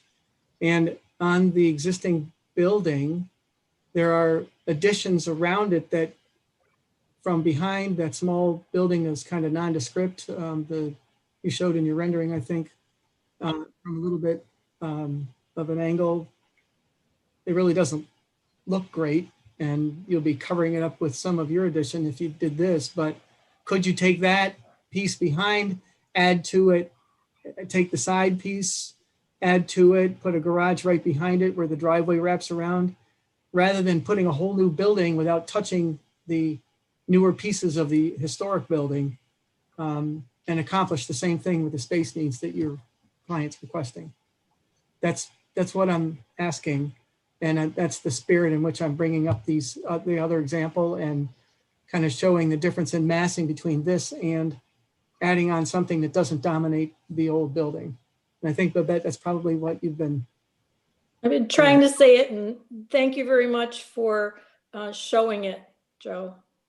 Yeah, I've seen that house for a long time, driving back and forth around the area, and I always liked what they did to complement the architecture on it. And when you started talking about this, I said, oh, I got to bring that up. So anyway, I'm gonna, unless you want me to keep this elevation up, I can stop sharing my screen. But that's my point. So back to whoever. But have you and the applicant had face-to-face meetings on this? No, we have not. No, we have not. I know that That'd be good. probably to go out to the site would be a good idea. Yeah. I have offered, so we just haven't Yes, had. yes, you have. I am just in the COVID age. I'm just, but I got my first COVID shot, so maybe I'm a little safer. 50% safer anyway. Yeah. Also, I did note that in one of the emails that the architect did send to Andre, that he did say that there's an 8-foot difference between the existing house and the addition. And the engineer has some flexibility with the grade elevation, but We were able, basically, there is a but 3-foot play in the grade where, we would have to dig it down to basically reduce the overall height difference by 5 feet. And also because the house would be, or the addition would be set back from a road point of view, since the objects closer to the road appear larger. So it would negate the difference in height from the road looking back. But that's kind of the option. And as far as Mr. Logan mentioned it, the height is the issue. The existing house in the second floor, I do have to duck. Basically, I can't come close to the sidewalls closer than 4 feet before I hit my head on the ceiling. So the vertical part of it, of the existing house, is a challenge. And as Richard mentioned, the architect, that with the new codes, that would be the challenge going forward. So I'm not really sure what we can do about it. And as far as developing on the back, the layout of the property kind of conflicts with our neighbor as far as the setbacks. That piece of land, as you can see, there are a bunch of trees and the big pine tree.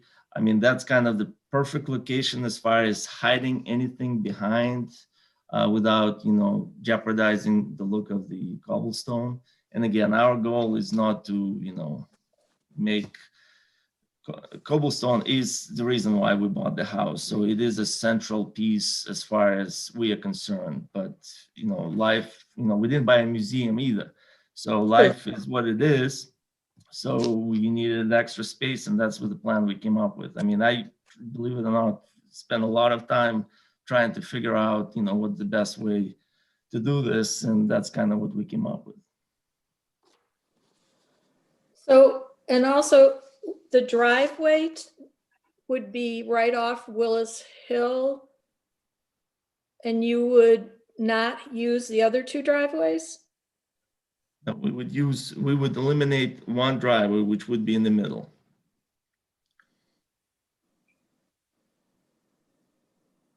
That one. Yeah. Right. The picture that or the drawing that I have here shows a very wide swathe of a driveway, 37 feet. It would, yeah, never mind. Driveway is the least of the concerns. Yeah, if I might share my screen just again, and also just to clarify the driveway. This was the driveway that we were talking about removing a portion of for the curb cut. that's the one in the middle, and basically we have a proposed driveway here where we have it called out as a stabilized construction access. The driveway in the center would be pulled out. We'd maintain kind of a patio, maybe provide a connection over from the southerly driveway. So we'll have a driveway to the south that comes into the rear of the house, the rear garage. Do you have a picture on here? Because all I see is mountains.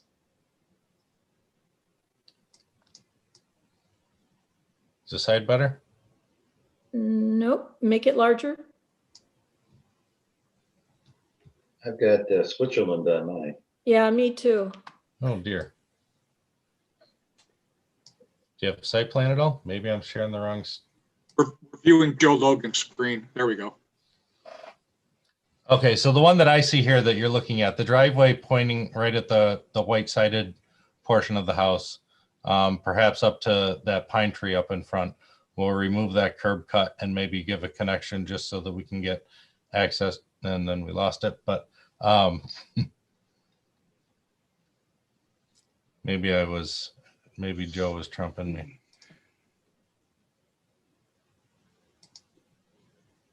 Yeah, I was trying to show it and then I tried to get out of it. Yeah. I thought it was out off that screen. So I am now. I mean, I'm Are off we of it. looking at site plans now? Yep. All right, sorry about that. So yes, 16-foot entrance coming into the proposed addition and then 37 feet. It's a 3-car garage. We need to be able to have enough room for pavement to get into that driveway as well. It would be this center driveway here. Portion Right. of that would be removed. That curb cut would be removed so that we can provide the roughly 100 feet between the proposed north driveway and the existing south driveway.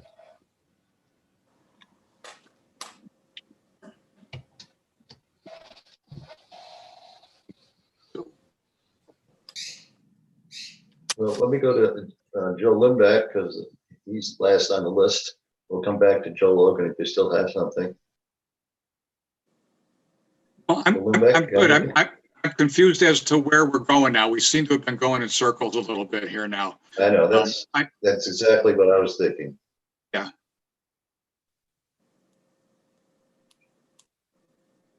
I think So if what's I our can. next step? Go ahead. I'm done. I'm done. Oh, no, okay. I would suggest that the applicant and Babette speak to each other, if not face to face, certainly by telephone or FaceTime or something like that.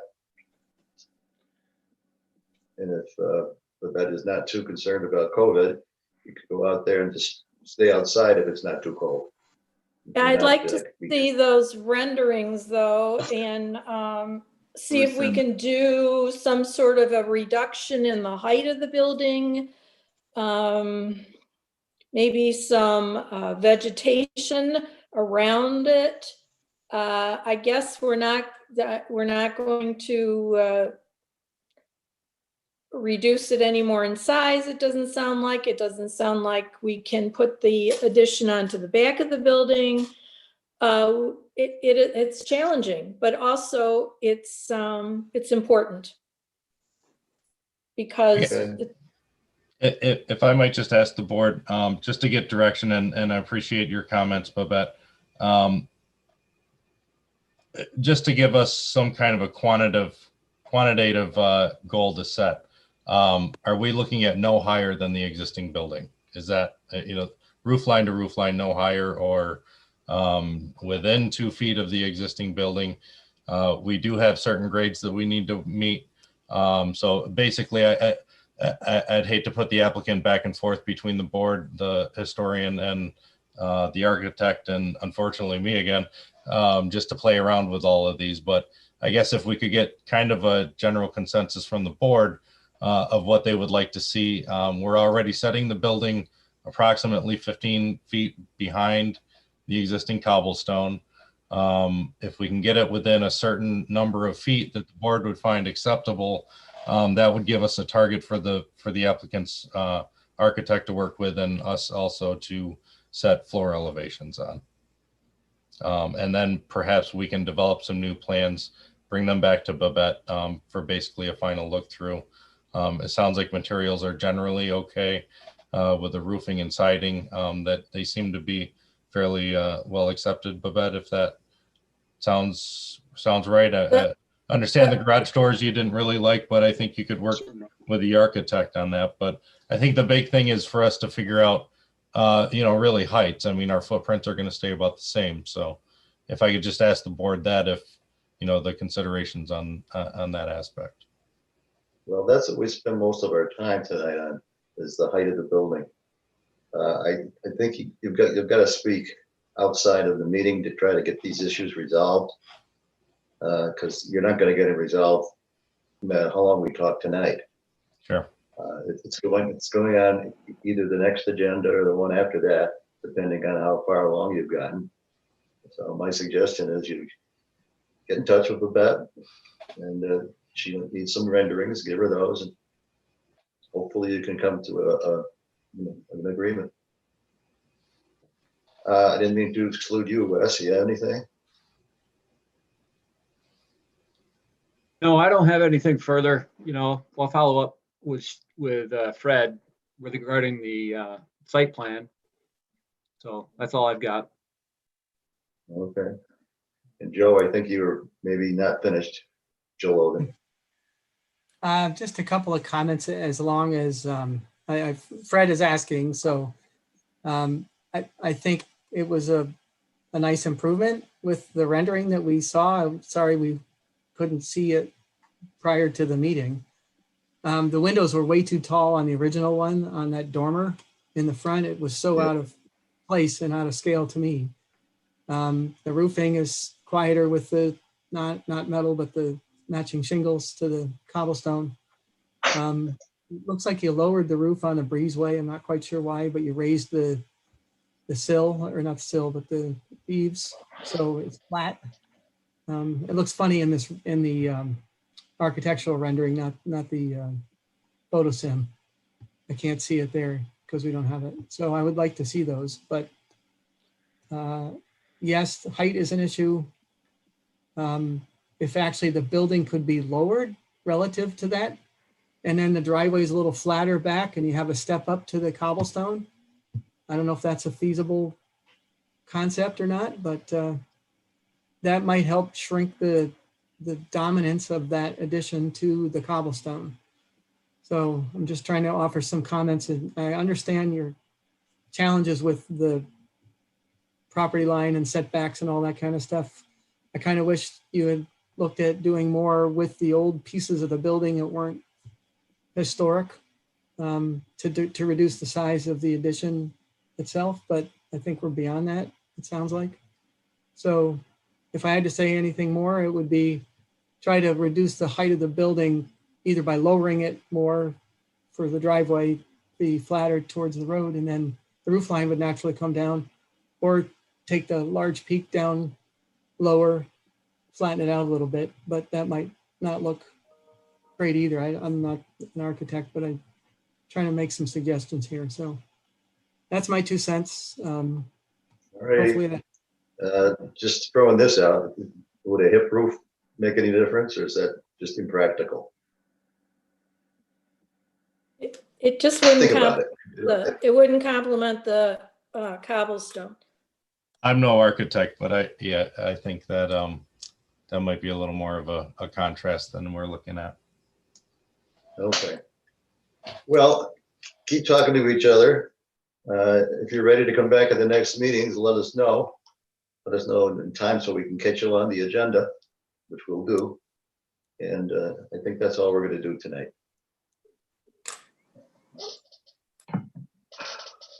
Thank you for your time. Thank We'll you. see you You're maybe at welcome. the next one. Bye-bye. Yep. Thank you. Okay, with that, good to see you. All right, now we have just two other things. Brief, let's get them done. 2 extensions of time for Cover Wallet. One is a parking expansion, and they're on their second 90-day extension. They're asking for their second 90-day extension. And the other one is also Cover Wallet. They're asking for their second 90-day extension with regard to moving lot lines. So Do we have resolutions on those? You do. Susie can Okay. probably pull those up on the screen though. All right.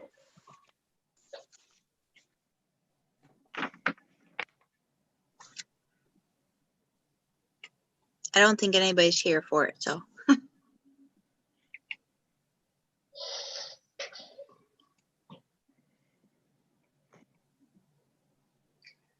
Okay, no, that's the Chuchuka.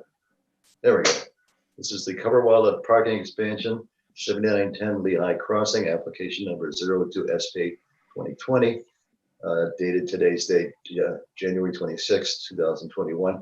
Whereas in a letter dated January 15, 2021, MRB Group requested a 90-day extension of time for application titled Cover Wallet Parking Expansion. Therefore, be it resolved that the Town of Victor Planning Board grants the second 90-day extension of time for Cover Wallet Parking Expansion. Have a motion to approve? Move. Joe Second. moves, Al seconds. All in favor? Aye. Aye. Okay, next one.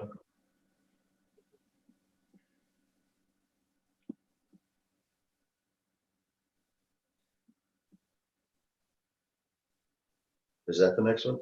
Did I blink? Yeah, it's switched. Yes, it says minor subdivision. We did switch, okay. This is for Cover Wallet Minor Subdivision, 7910 Lehigh Crossing. Today's date, January 26, 2021, application number 01MS 2020. Whereas in a letter dated January 15, 2021, MRB Group requested a 90-day extension of time for application titled Cover Wallet Minor Subdivision. Therefore, be it resolved that the Town of Victor Planning Board grants the second 90-day extension of time for Cover Wallet Minor Subdivision. Motion. I'll make the motion. Scott Harder seconds. All in favor? Aye. Aye. Aye. Okay, now I'll entertain a motion to adjourn. Before you do that, Lisa, are we gonna get architectural renderings that, you know, that you didn't see, I guess? Yeah, I Or- just asked them, I emailed them. I don't know if it was too big and it didn't come through. So I told them to try to send me a link for it. Right. So Thanks. yeah, I hadn't seen those, just the 3 elevations. Yeah, if they could stick them in the Dropbox, that we can grab them that way. Yep. So, thanks. Move to adjourn. Okay. Joe Limbick makes the motion. I'll second. Sagalita seconds. All in favor? Aye. Aye.